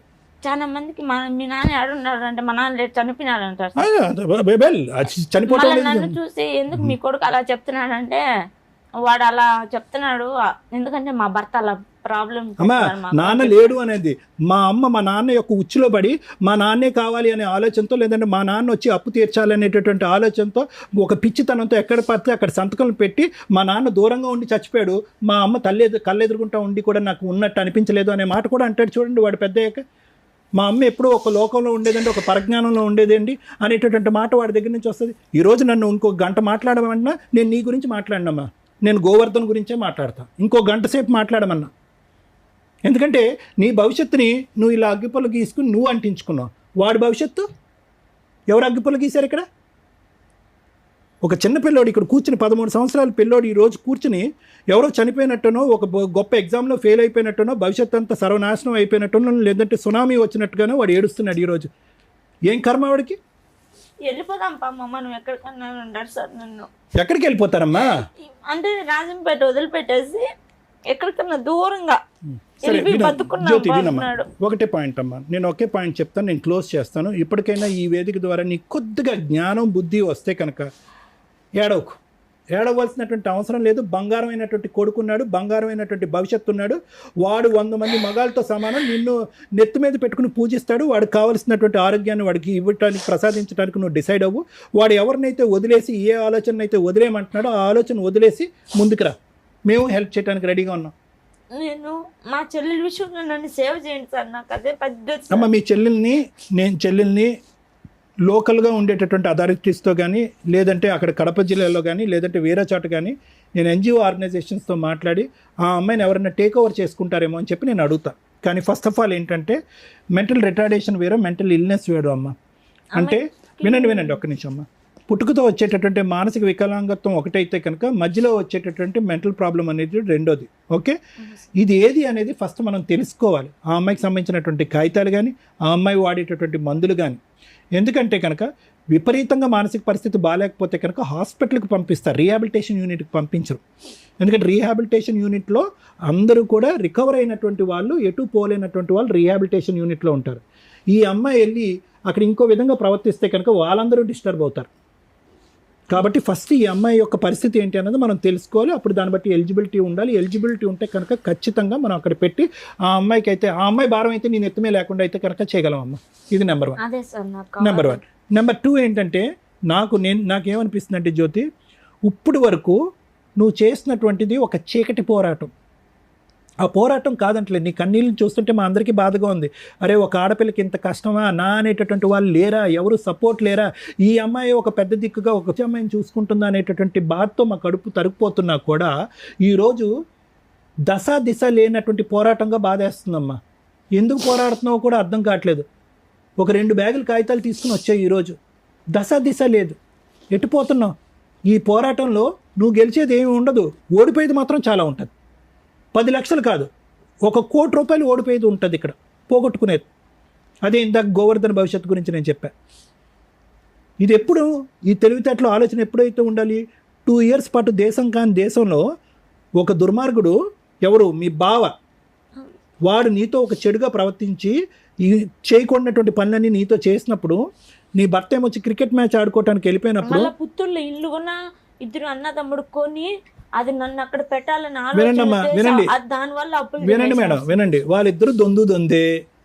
వీడికి తెలియంది వాడికి ఏం తెలియదు, వాడికి తెలియంది వీడికి అంతా తెలుసు. వాడు క్రికెట్ మ్యాచ్కి వెళ్ళినప్పుడు ఈడు నీ పక్కలో ఉన్నాడు అనేటటువంటి అంశం కూడా తెలుసు. సారీ, తప్పుగా అనుకోకండి. ఇవన్నీ కూడా అన్నీ తెలిసే. ఎక్కడా కూడా నీ భర్త 0.1% కూడా ఒక గుడ్నెస్ అనేటటువంటి అంశం లేనటువంటి వ్యక్తి. అతని ప్రేరేపణ, అతని ప్రోత్సాహంతోనే మీ బావ అనేటటువంటి వాడు అనేది నా అనుమానం. ఎటొచ్చి తీసి పక్కన పెట్టండి, వెనక్కి తిరిగి వచ్చారు. తిరిగి వచ్చిన తర్వాత ఏం చేయాలమ్మా? తిరిగి వచ్చిన తర్వాత ఏం చేయాలి? ఇంకా ఎగ్జాంపుల్స్, ఆలోచనలు లేవు. ఇదేంటి కనికరం లేకుండా మెడపట్టు గెంటేసినటువంటి వ్యక్తితో నేను ఎటువంటి సంబంధం పెట్టుకోవాలనేటటువంటిది అక్కడి నుంచి పోరాడి తెగొట్టుకుని ఉంటే సంవత్సరంలో అయిపోయి ఉండేది. ఈరోజు నువ్వు బిడ్డని అనేటటువంటి వ్యక్తిని కన్న తర్వాత వాడిని విస్మరించి వేరే పోరాటం చేయటం అనేటటువంటి దాన్ని నేను ఇచ్చే ట్యాగ్ లైన్ ఏంటంటే గుడ్డి పోరాటం. ఇప్పటికైనా ఏమీ మించిపోలేదమ్మా. బాబు వెనుకలు పాప కూడా చనిపోయింది సార్, అది పుట్టి చనిపోయిందమ్మా. ఇప్పటికీ ఏమీ మించిపోలేదు. నువ్వు ఈ డిప్రెషన్, మానసిక పరమైనటువంటి డిప్రెషన్ నుంచి బయటికి రా. మీ సిస్టర్కి ట్రీట్మెంట్ కాదు, నువ్వు కొద్ది ట్రీట్మెంట్ తీసుకుంటే కనుక కొద్ది మానసికంగా తేరుకుంటావు. ఎవరో కోరిక తీర్చవలసినటువంటి అవసరం లేదు. నీ కన్న కొడుకు కోరినటువంటి కోరికని తీర్చు. అది డివోర్స్ ఒకటి అడిగాడు, రెండోది ఎటువంటి సంబంధం, నాన్న గురించి ఎటువంటి ఆలోచన, ఆ వ్యక్తి యొక్క ప్రమేయము మా ఇంట్లో లేకుండా చూడండి, ఈ వేదికని నేను అదే కోరుకుంటున్నానని చెప్పి మేడంకి వచ్చి పాదావందనం చేశాడు. వాడు వచ్చి వాడికి ఉండేటటువంటి ఇంగితంలో మీరు 10% డెవలప్ చేసుకుంటే వాడి భవిష్యత్తు బ్రహ్మాండంగా ఉంటుంది. ఇది నా guarantee. Thank you sir. Madam 2 questions. Me property value ఎంత ఉంది ఇప్పుడు? ఇప్పుడు ఎకరా వచ్చి 9-8 పోతుందంట మేడం. ఎన్ని ఎకరాలు ఉన్నాయి మీకు? 4 ఎకరాలు మేడం. 4 ఎకరాలు ఉంది. అది డీకేట్ మేడం, పట్టాది కాదు ఆ సైడ్ అంతా. ఓకే, అలా అయినా అమ్మగలిగితే అమ్మొచ్చు. సో ఓకే, నీ పేరు మీద 4 ఎకరాల పొలం ఉంది. పాస్బుక్ నా పేరు మీద లేవు. ఎవరి పేరు మీద ఉన్నాయి? అంటే భూంగల్ వాళ్ళ పేరు మీదే ఉన్నాయి. ఆన్లైన్ లో ఎవరి పేరు ఎక్కిందమ్మా? ఇచ్చేసావు వాళ్ళకి. సో తాకట్టు పెట్టావు కాబట్టి తనఖా వాళ్ళ పేరు వాళ్ళ మీదకి దగ్గరే వెళ్ళింది. ఉన్నాయి. మీరు అమౌంట్ రిలీజ్ చేసినప్పుడు వాళ్ళు మళ్ళీ మీకు ఆమె ఇవ్వడం లేదు మేడం. ఇప్పుడు ఏమైనా అనేస్తుందా? ఏం చేసుకుంటారో చేసుకోండి అంటున్నారు. చేసుకోండి అంటుంది. ఇంకా వాళ్ళ దగ్గర ఎంత అప్పు ఉంది? వాళ్ళ దగ్గర నేను 3,50,000 కుదవ పెట్టాను మేడం. నేను తాకట్టు పెట్టాను పాస్బుక్లు అవి. ఇది పెట్టి కూడా ఇది 10 సంవత్సరాలు అవుతుంది. 10 సంవత్సరాల నుంచి ఇటు ఇరకపోయి 5 లక్షలు. ఇంకా బాండ్ పేపర్లు తీసుకుంటున్నారా? నీ డబ్బులు నువ్వు ఇచ్చేస్తే వాళ్ళు ప్రాపర్టీ ఇవ్వడానికి రెడీ లేదు మేడం. 3 ఏళ్ళు అయిపోయింది. అయిపోయింది. ఇక 4 ఎకరాలు ఉంటాయి కదా. అంటే నాకు చెప్పలేదు కాబట్టి నేను అడ్డం తిరుక్కున్నా మేడం. అంటే పొజిషన్ లో నువ్వు లేవు. వాళ్ళే చేసుకుంటున్నారు, వాళ్ళే కౌలు చేసుకుంటున్నారు. ఏదో చేయలేదు, ఖాళీగా ఉందా? ఖాళీగానే ఉంది. నువ్వు టైం అయిపోతుంది కదా బాండుకు, రాపిచ్చిన బాండుకు నువ్వు ముందు చెప్పాలి కదా ఒక మాట. నాకు చెప్పుకోకుండా ఇప్పుడు అయిపోయింది నేను అమ్మేస్తున్నానంటే అది ఎలా అవుతుంది అని చెప్పి నేను అడ్డం మాట్లాడినాను మేడం. బీడ్ భూమి అమ్మా, సారీ మేడం, బీడా ఏం డీకేటి బీడ్ ఉంది. అదే బోర్ వేసుకోవాలి, బోర్ వేసుకొని సాగుబడి. సాగులో ప్రస్తుతానికి అయితే సాగులేదు. లేదు. ఎందుకు ఇట్లాంటి వాళ్ళందరూ సుమన్ టీవీకి, పద్మవ్యూహం ప్రోగ్రామ్కో లేకపోతే మేము ఎక్కడున్నామో అక్కడికో ఎందుకు వస్తున్నారు? ఈ స్టేజ్ నుంచి సుమన్ టీవీ తరఫు నుంచి గవర్నమెంట్ని రిక్వెస్ట్ చేస్తున్నాను, ఇక్కడ ఇమీడియట్గా లీగల్ సపోర్ట్ దొరికిద్దానో, సైకలాజికల్ సపోర్ట్ దొరికిద్దానో, ఇమీడియట్ న్యాయం దొరికిద్దానో ఇక్కడ దాకా వచ్చేస్తున్నారు. గవర్నమెంట్ చెయ్యట్లేదా ఫ్రీ సర్వీసులు? గవర్నమెంట్కి సంబంధించిన ఫ్రీ కోర్ట్స్ లేవా? లీగల్ సెల్ అథారిటీస్ లేవా? ఎందుకు అవేర్నెస్ తీసుకురావట్లేదు ప్రజల్లో? మీరు అవేర్నెస్ తీసుకొని వస్తే ఇలాంటి షోల దగ్గర ఇట్లా ఏడుస్తూ జనాలు కూర్చోవలసిన అవసరం లేదు. జనాలంతా కట్టే ట్యాక్స్ ఎక్కడికి వెళ్తుంది? మీరు ఇచ్చే ఫ్రీ సర్వీసు అవేర్నెస్ జనాలకి తెలియకపోవడం వల్ల. ఆ చేసేది ఎలా ఉంటుందంటే కనీసం ఆ అడ్వర్టైజ్మెంట్ ఏంటో కూడా జనాలకి తెలియట్లే. ఈ రోజుకు కొంత మేము అవేర్నెస్ తీసుకురాగలుగుతున్నాం. లీగల్ సెల్ అథారిటీ ఒకటి ఉంది, న్యాయం కోసం అక్కడికి వెళ్ళండి, మీకు ఫ్రీ అడ్వకేట్స్ని కూడా ప్రొవైడ్ చేస్తారు అని చెప్పుకునే పరిస్థితికి మా వంతు ప్రయత్నం మేము చేస్తున్నాం. గవర్నమెంట్ కూడా రిపీటెడ్గా ఈ రోజున సోషల్ మీడియా ప్రతి ఒక్కళ్ళు వాడుతున్నారండి. సగం జీవితం సోషల్ మీడియాలోనే ఉంది ప్రతి ఒక్కళ్ళకి.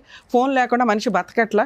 సో దీని మీద కొంత ఇలాంటి బాధితులు అన్ని ప్లేసుల నుంచి, అమ్మాయి ఎక్కడి నుంచో వచ్చింది, కనీసం ఆ ప్లేసుల్లో ఉన్న లీగల్ సెల్ అథారిటీస్ వాళ్ళ ఫోన్ నెంబర్సు, వాళ్ళకి సంబంధించిన రిప్రజెంటేటివ్స్ గురించి రిపీటెడ్ మీరు అడ్వర్టైజ్మెంట్స్ ఇస్తే బాగుంటుందనేది ఈ స్టేజ్ నుంచి నేను గవర్నమెంట్ని రిక్వెస్ట్ చేస్తున్నానండి. లీగల్ సెల్ అథారిటీస్ని రిక్వెస్ట్ చేస్తున్నాను, లోక్ అదాలత్ వాళ్ళని రిక్వెస్ట్ చేస్తున్నాను. మీరు తలుచుకుంటే ఈ అవేర్నెస్ ఇట్లాంటి ప్రోగ్రామ్స్ మేము చేయాల్సిన అవసరం రాకుండా చేయొచ్చు. ఇది కొంచెం దృష్టిలో పెట్టుకుంటారని. కేసు గురించి మాట్లాడితే న్యాయం కోసం ఎక్కడెక్కడి నుంచో వచ్చేస్తున్నారు మేడం. వీళ్ళు ఎంత చేయగలరు, ఎంత చేయలేరు? మేము ఇక్కడ మా ప్రాక్టీసు అయిపోగా మిగతా టైంలో సాటర్డేసో సండేసో ముగ్గురు టైం చూసుకొని మా ప్రొఫెషన్స్లోంచి బయటకు వచ్చి మేము షో చేస్తుంటే పొద్దుటనక రాత్రి అనక ఎప్పుడో వచ్చేసి కూర్చుంటున్నారు. ప్లీజ్ కొంత మీ లోకల్లో లీగల్ సెల్ అథారిటీలకు సంబంధించి మేము చాలా చెప్తున్నాం. అక్కడ మీ వంతు హక్కుల కోసం మీరు ప్రయత్నించండి. అక్కడ అవ్వకపోతే మేమేం చేయగలం? సెటిల్మెంట్లు అనేవి కుటుంబాలకి సంబంధించిన తగాదాలు చేయగలుగుతాం, కానీ ఆస్తి తగాదాలు, అప్పుల తగాదాలు ఇట్లాంటివి ఈ స్టేజ్ మీద వర్కౌట్ అవ్వదండి. ప్లీజ్ దయచేసి మమ్మల్ని అర్థం చేసుకుంటారని నా రిక్వెస్ట్. అలాగే కొంతమంది అనేసుకుంటూ ఉంటారు, మేమేదో సిబిసిఐడి ఎంక్వైరీలు చేసి మీ పార్ట్నర్ యొక్క అక్రమ సంబంధాల చట్టాలు తీసుకొస్తామని. అవి రేర్ ఆఫ్ రేర్ కేసుల్లో వాళ్ళే తీసుకొని వస్తే మేము కూడా కొంత కరెక్టా కదా? ఎందుకంటే ఎవరు పడితే వాళ్ళ ఎవిడెన్స్లు తీసుకొస్తే వేసేయండి అని, కానీ సోషల్ మీడియాలో వేయలేం కదా. అవన్నీ మేము కొంత ఎంక్వైరీ చేసుకునే చేస్తాం, కానీ మేమే ఎంక్వైరీ చేయడం అనేది ఉండదండి. ఈ టైం ఇవ్వడమే మా ముగ్గురికి మా వంతు ప్రయత్నంగా మేము సోషల్ సర్వీస్ చేస్తున్నాం. ప్లీజ్ అర్థం చేసుకుంటారని మా రిక్వెస్ట్ ఇక్కడ నుంచి. కేసు విషయానికి వస్తే అమ్మాయి చెప్తున్నవన్నీ అబద్ధాలు నా దృష్టిలో. తన ఇమాజినేషన్ వేరు, తన ప్రాక్టికాలిటీ వేరు, తన కష్టం వేరు. చెప్పేవాడికి వినేవాడు లోకువా అంటే మా స్టేజ్ మీద అది ఉండదు. మేము చెప్పే ప్రతి మాటకి చాలా వాల్యూ ఉంటుంది. ఎందుకు అంటే తనలాగా బాధపడే వాళ్ళకి ఏది నిజం ఏది అబద్ధం. తను వచ్చి ఫస్ట్ ఏదో దండం పెట్టేసిందని కాదు, నిజం మాట్లాడడం నాకు అలవాటు. ఇక్కడ ఆ అమ్మాయి నిజంగా కష్టాల్లో ఉంది. ఆ కష్టాలు మిక్సింగ్. తను చెప్తున్న క్రూయాలిటీ చాలా సివియర్ ఉంది, అది నమ్మశక్యంగా లేదు.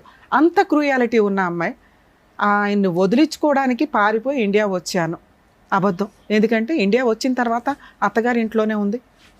అలాగే అతను వచ్చాడు, మళ్ళీ సెకండ్ ప్రెగ్నెన్సీ వచ్చింది, అలాగే ప్రాపర్టీ కొనుక్కున్నారు, కొన్నది భార్య పేరు మీద పెట్టాడు.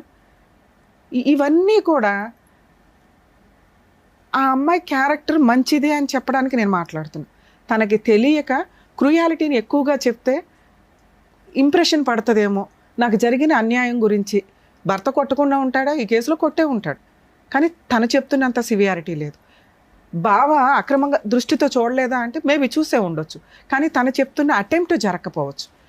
ఇక్కడికి వచ్చినాక 10 ఏళ్ల నుంచి భర్త విడిపోయాడండి, టచ్లో కూడా లేదనేది అబద్ధం. ఎందుకంటే భర్త వచ్చి ప్రాపర్టీస్ కొన్నాడు. మరి ఇక్కడ ప్రాబ్లం ఏంటి? ఆల్రెడీ జీన్స్లోనే ఉంది. సిస్టరు రోడ్లమ్మడి పడి తిరుగుతుంది, ట్రీట్మెంట్ ఇచ్చేవాళ్ళు లేరు. మేనత్తలు తిరుగుతున్నారు, ట్రీట్మెంట్ ఇచ్చేవాళ్ళు లేరు. ఎందుకంటే భారతదేశంలో ఉన్న 140 కోట్ల జనాభాలో వీళ్ళు ఒక నీటి బొట్టు, ఇలాంటి వాళ్ళు ఓ నదే ఉండొచ్చు. ఎందుకంటే వాళ్ళ ఆలోచన విధానం వాళ్ళకి తెలియదు, ఎలా థింక్ చేయాలి. ఎడ్యుకేటెడ్స్ వేరు, కష్టపడి సంపాదించుకునే వాళ్ళు వేరు, అమాయకంగా ఉండేవాళ్ళు వేరు. ముందు ఇక్కడ కరెక్ట్ లేకపోతే పాప మా అమ్మాయి ఏం చేయగలిగింది?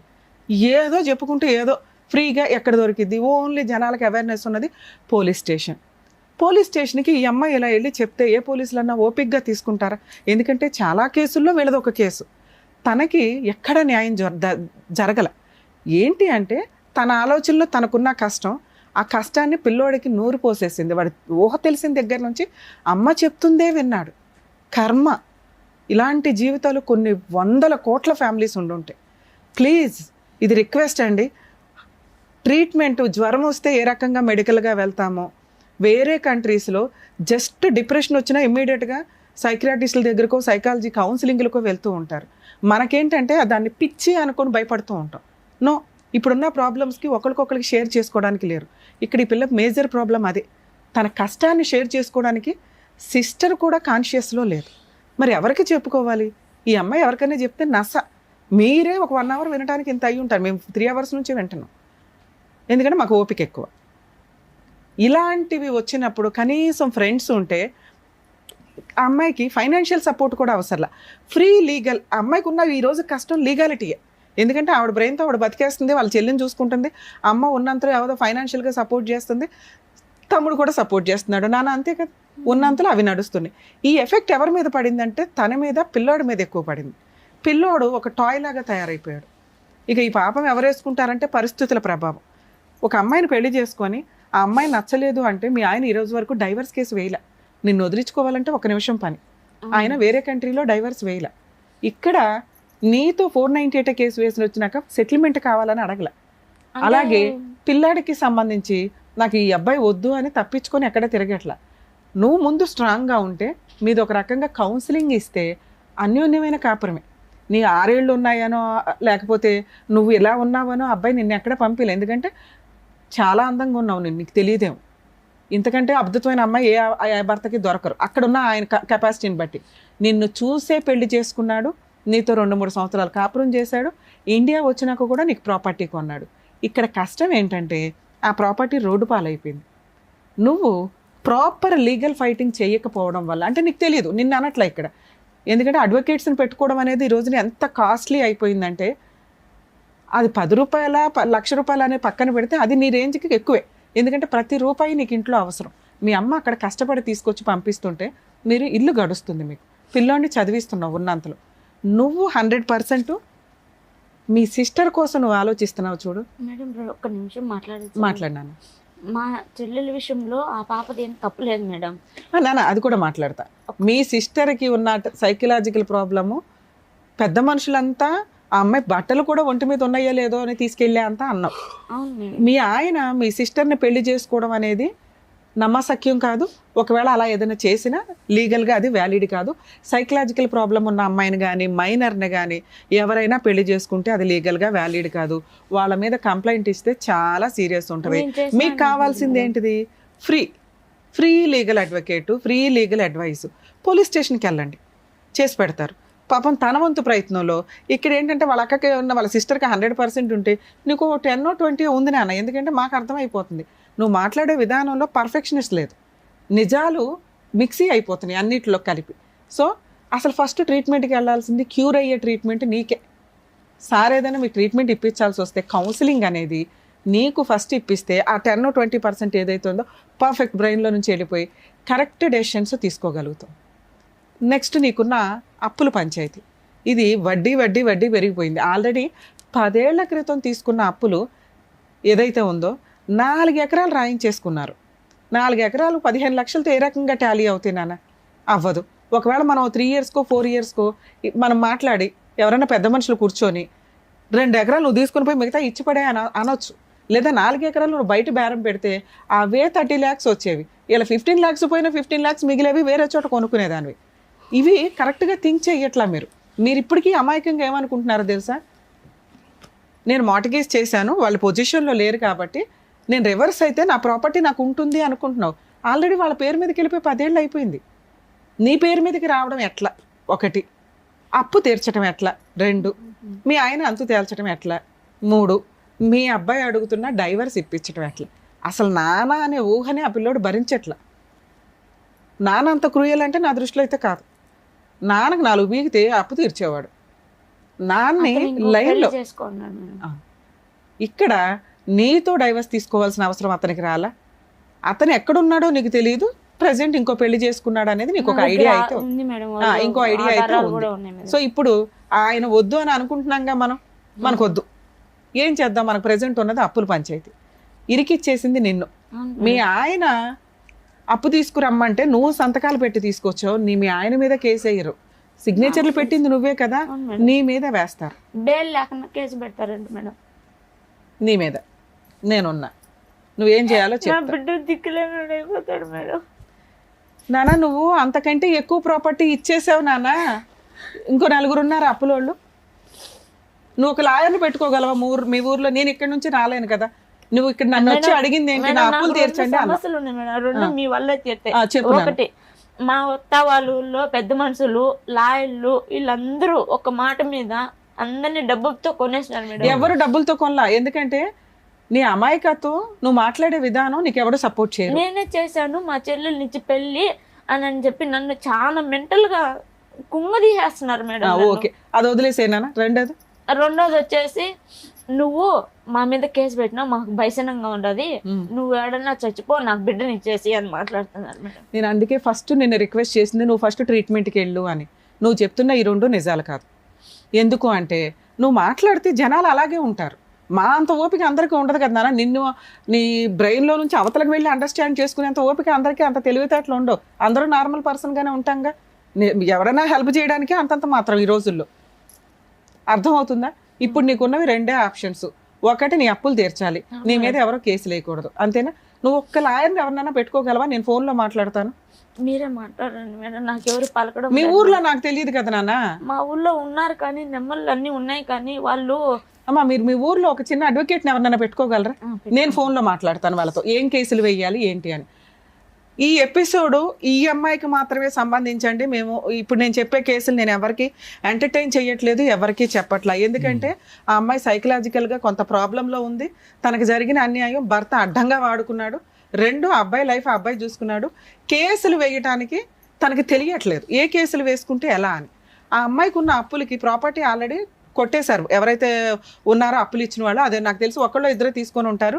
మిగతా వాళ్ళు అప్పులోళ్ళు ఇంకా ఉన్నారు. తీసుకోవాలి మేడం, పూర్తి ఆయకం పెట్టిన వాళ్ళ దగ్గర అట్లా ఉంది నాన్న. కానీ ఆ ప్రాపర్టీ నీకు వెనక్కి రాదు. ఓకే, దాన్ని అలా ఉంచండి. ఒక అడ్వకేట్ నువ్వు పెట్టుకుంటే మీరు చేయొచ్చు. అంటే నీ పేరు మీద ప్రాపర్టీ లేదు కాబట్టి, పాస్బుక్లు లేవు కాబట్టి, నువ్వు ఇన్సాల్వెన్సీ పిటిషన్ అంటే ఐపీ పిటిషన్ వేసుకోవచ్చు. ఒక 5 దగ్గర నువ్వు అప్పులు తీసుకున్నారు కదా, 4 దగ్గర 5 దగ్గర 10 మంది దగ్గర, ఈ 10 మంది పేర్లు చెప్పి ఐపీ పిటిషన్ ఫైల్ చేస్తే, ఇందాక వాళ్ళు నిన్ను బెదిరించారు కదా, అరెస్ట్ వారెంట్ బెయిల్ రాకుండా నిన్ను లోపలేస్తాము అని, అలాంటి కేసు నీ మీద వేసి టచ్ చేసే రైట్స్ కూడా వాళ్ళకు ఉండవు. నువ్వు ఒక లాయర్ని పెట్టుకుంటే నేను వాళ్ళకి ఎక్స్ప్లెయిన్ చేస్తాను ఎలా వెయ్యాలి అని. ఓకే, ఫీజులు కూడా చాలా నామినల్గా ఉండేలాగానే మాట్లాడుకో. నేను సపోర్ట్ చేస్తాను కాబట్టి డ్రాఫ్ట్ కానీ ఏదైనా జస్ట్ వాళ్ళ పని వేయటం వరకే. నువ్వు నన్ను నమ్ముకొని ఇక్కడ దాకా వచ్చావుగా. అప్పు ఎక్కొట్టడం ఎట్లా? ఇక్కడ అప్పు ఎక్కొట్టడం కాదండి, తనని తాను రక్షించుకోవడం కోసం గవర్నమెంట్ లా అండ్ ఆర్డర్ ఇచ్చిన ఒక చట్టం అది. అందరూ ఎవరు పడితే వాళ్ళు ఐపీలు వేసి కొట్టేసి డబ్బులు జనాలను ముంచుదాం అనుకుంటే కోర్టు మూడో కన్నుతో చూస్తుంది, వాళ్ళకి ఎవరికి ఐపీ ఆర్డర్స్ రావు. ఈ అమ్మాయి కేసు సపరేట్, ఎందుకంటే ఆల్రెడీ ఉన్న ఆస్తి మొత్తం పోయింది, భర్త మోసం చేసి ప్రతి చోట అప్పులకి సంతకాలు పెట్టించారు. ఇలా ఈ అమ్మాయి పేరు మీద ఏ ప్రాపర్టీలు లేవు, చిల్లికి గవ్వలేదు. కాబట్టి ఇటువంటి అమ్మాయి ఐపీ వేసుకోవచ్చు. నిజంగా అప్పులు ఇచ్చిన వాళ్ళు ఎవరో కొంచెం మానవత్వంతో ఆలోచించుకొని వాళ్ళ హస్బెండ్ని పట్టుకోవడానికి చూడండి, అత్త మామ దొరుకుతారు కూడా. ఎందుకంటే ఈ అమ్మాయి అప్పు తీసుకొని ఏం చేసిందో మీ అందరికీ తెలుసు. మీ హస్బెండ్ వల్లే కదా, ఆయనకి పంపించిన వేషాలే కదా ఇవన్నీ. సో ఐపీ కేసు ఫైల్ చేస్తే అప్పులోళ్ళ నుంచి క్లియర్. ఇప్పుడు బుద్ధి చెప్పాల్సింది ఎవరికి? మీ ఆయన మంచోడో చెడ్డోడో నాకు అనవసరం, కానీ మీ పిల్లోడిని పోషించాల్సిన బాధ్యత మీ ఆయనకు ఉంది. ఓకే, పిల్లవాడి కోసం మెయింటెనెన్స్ కేసు నువ్వు విడిగా వేయకుండా డొమెస్టిక్ వైలెన్స్ కేసు అని ఒకటి వే. దాంట్లో నువ్వు మెయింటెనెన్స్ అడగొచ్చు, ఈ అప్పులు పంచాయితీ ఆయన తీర్చమని అడగొచ్చు. ఒకవేళ ఇవి వస్తే నువ్వు నిజాయితీగా అవతలకి డబ్బులు ఇద్దు కానీ. అలాగే నీ పొలానికి సంబంధించి రిటర్న్ ఇమ్మని అడగొచ్చు, నష్టపరిహారం అడగొచ్చు, 10 లక్షలు 20 లక్షలు, 12 తులాలు బంగారు నాది. నీ గోల్డ్ కూడా వెనక్కి అడగొచ్చు. నేను నిన్ను ఈ స్టేజ్ మీద రిక్వెస్ట్ చేసేది ఏంటంటే, నేను నీకు ఫ్రీగా డ్రాఫ్ట్ ఇస్తాను, నేను ఇక్కడ నుంచి రెడీ చేసి నీకు కేసులు ఇవ్వగలను, కానీ అక్కడ నువ్వు ఉండి వేయించుకోవాలి అంటే అక్కడ ఒక లాయర్ని కలు. ఐపీ కేసు డొమెస్టిక్ వైలెన్స్ లో పిల్లాడికి మెయింటెనెన్స్. మరి మా ఆయన ఇక్కడ లేడు కదా మేడం, ఎట్లాగా? నీ దగ్గర ఉన్న అడ్రస్ తోటే వాట్సప్ ఈమెయిల్ కూడా లీగల్గా సమన్స్ సర్వ్ అవుతున్నట్లే లెక్క. అవి సర్వ్ అయితే మీ ఆయన మీద అరెస్ట్ వారెంట్ వస్తుంది, ఇమిగ్రేషన్లో మీ ఆయన్ని పట్టుకుంటారు. ఓకే, నువ్వు ఏది ఫస్ట్ ఏది అడిగావు? నాకు అప్పులు క్లియర్ 100% జరిగింది. మీ ఆయన మీద వేసే కేసు మీ అత్త వాళ్ళ సెటిల్మెంట్కి వచ్చేలాగా చేయగలుగుతాం. అతని మీద అరెస్ట్ వారెంట్ ఉంటే ఖచ్చితంగా అతను సెటిల్మెంట్కి వస్తాడు. వచ్చింది ఏదో ఫుల్ అండ్ ఫైనల్, కానీ పోరాటం అమ్మ. ప్రాబ్లం ఏంటంటే లీగాలిటీలో ఓపిక అవసరం. ఇక్కడ మీ ఆయన అందుబాటులో లేడు. 2, ఈ కేసు 2 నుంచి 3 సంవత్సరాల పైనే పడుతుంది. దీనికి నువ్వు ఓకే అంటే నేను చేయగలిగినంత హెల్ప్ చేస్తాను. 10 సంవత్సరాల నుంచి అసలు ఏం వేయలేదురా బాబు. ఈ కేసు 2018లో వేసావు, ఇది 100% పర్ఫెక్ట్ గానే చేశారు పోలీసులు నీకు. ఈ కేసు కూడా టైం పడుతుంది. కాకపోతే ఛార్జ్ షీట్, ఒక నిమిషం నాన్న, ఛార్జ్ షీట్ ఫైల్ అయ్యింది. ఈ కోర్ట్స్ యాప్ అని ఒకటి ఉంటుందండి, దయచేసి చాలా మందికి తెలియట్లేదు. అడ్వకేట్స్ చెప్తేనే డేట్ల గురించి వెరిఫై చేసుకుంటున్నారు. ప్రతి ఫోన్లోనూ కూడా ఈ కోర్ట్స్ యాప్, ఈ అంటే ఎలిఫెంట్, స్మాల్ లెటర్ ఈ కోర్ట్స్, కోర్ట్ అంటే కోర్టు, ఈ కోర్ట్స్ యాప్ డౌన్లోడ్ చేసుకొని మీ కేసులు state wise, district wise, court wise feed చేసుకుంటే రెగ్యులర్గా ఏం జరుగుతుందో మీకు అర్థమవుతుంది. మీ అడ్వకేట్స్ని అడగవసరం లేదు, మీ అడ్వకేట్లు కోర్టులకు వెళ్ళారా లేదా అని కూడా మీకు క్లియర్గా అక్కడ అర్థమైపోద్ది. అడ్వకేట్స్ నన్ను తిట్టుకోకండి మేడం. ఇట్లాంటి కేసులో తనకి అంటే మేబీ అందరికీ ఐపీలు రావు, ఈ అమ్మాయి కేసులో ఐపీ రావడానికి అవకాశం ఉంది. మనల్ని నమ్ముకొని వచ్చింది కాబట్టి సార్ చేసి హెల్ప్ సార్ చేస్తానన్నారు. లీగల్ సపోర్ట్ లో అప్పుల వాళ్ళకి మా మొగుడు పేరు మా మొగుడికి భాగము ఇంటి స్థలం ఉంది, భూమి ఎక్కడికి పోలేదు. వాళ్ళు ఏం చేసుకుంటారో చేసుకొని నీ మీదకి రాకుండా చూడమన్నావు. నువ్వు ప్రామిసరీ నోట్లు పెట్టు, నువ్వు ప్రామిసరీ నోట్లు నీ దగ్గర నువ్వు నీ సంతకాలతో ఉన్నాయి.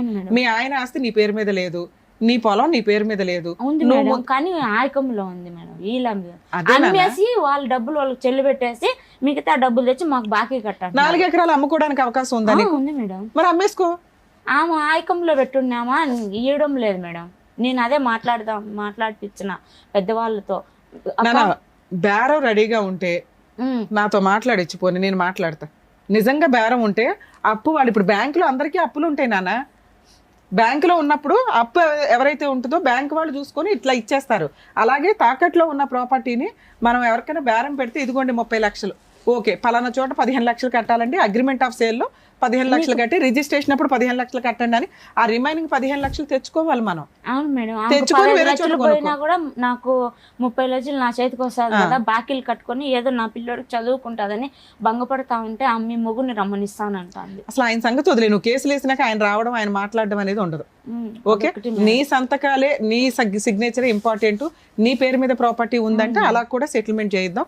మీరు మీ అడ్వకేట్తో నాతో మాట్లాడిస్తే నేను ఇది మాట్లాడతాను. సో ఇక్కడ మా స్టేజ్ నుంచి మేము హెల్ప్ చేస్తామని కూడా చెప్తాం. అమ్మాయికి లీగల్ సపోర్టు, సైకలాజికల్ సపోర్టు ఉంటుంది కాబట్టి అక్కడ సెటిల్మెంట్ చేయండి, ఏదైనా తేడా వస్తే మేము వస్తామని చెప్తాం. సరేనా? ఓకే ఓకే జ్యోతి గారు, థ్యాంక్ యూ. జాగ్రత్త. జ్యోతి గారు ఏడుస్తూ ఈ వేదిక మీద అడుగు పెట్టారు. సో చిరునవ్వుతో మీరు ఆవిడని పంపించారు. ఆవిడకి ఏం ప్రాబ్లం ఉన్నా సరే మేము సాల్వ్ చేస్తామని పెద్ద దిక్కుల్లాగా మీరు అన్నందుకు thank you so much doctor గారు. Thank you so much advocate madam. మరో కథతో మళ్ళీ కలుద్దాం.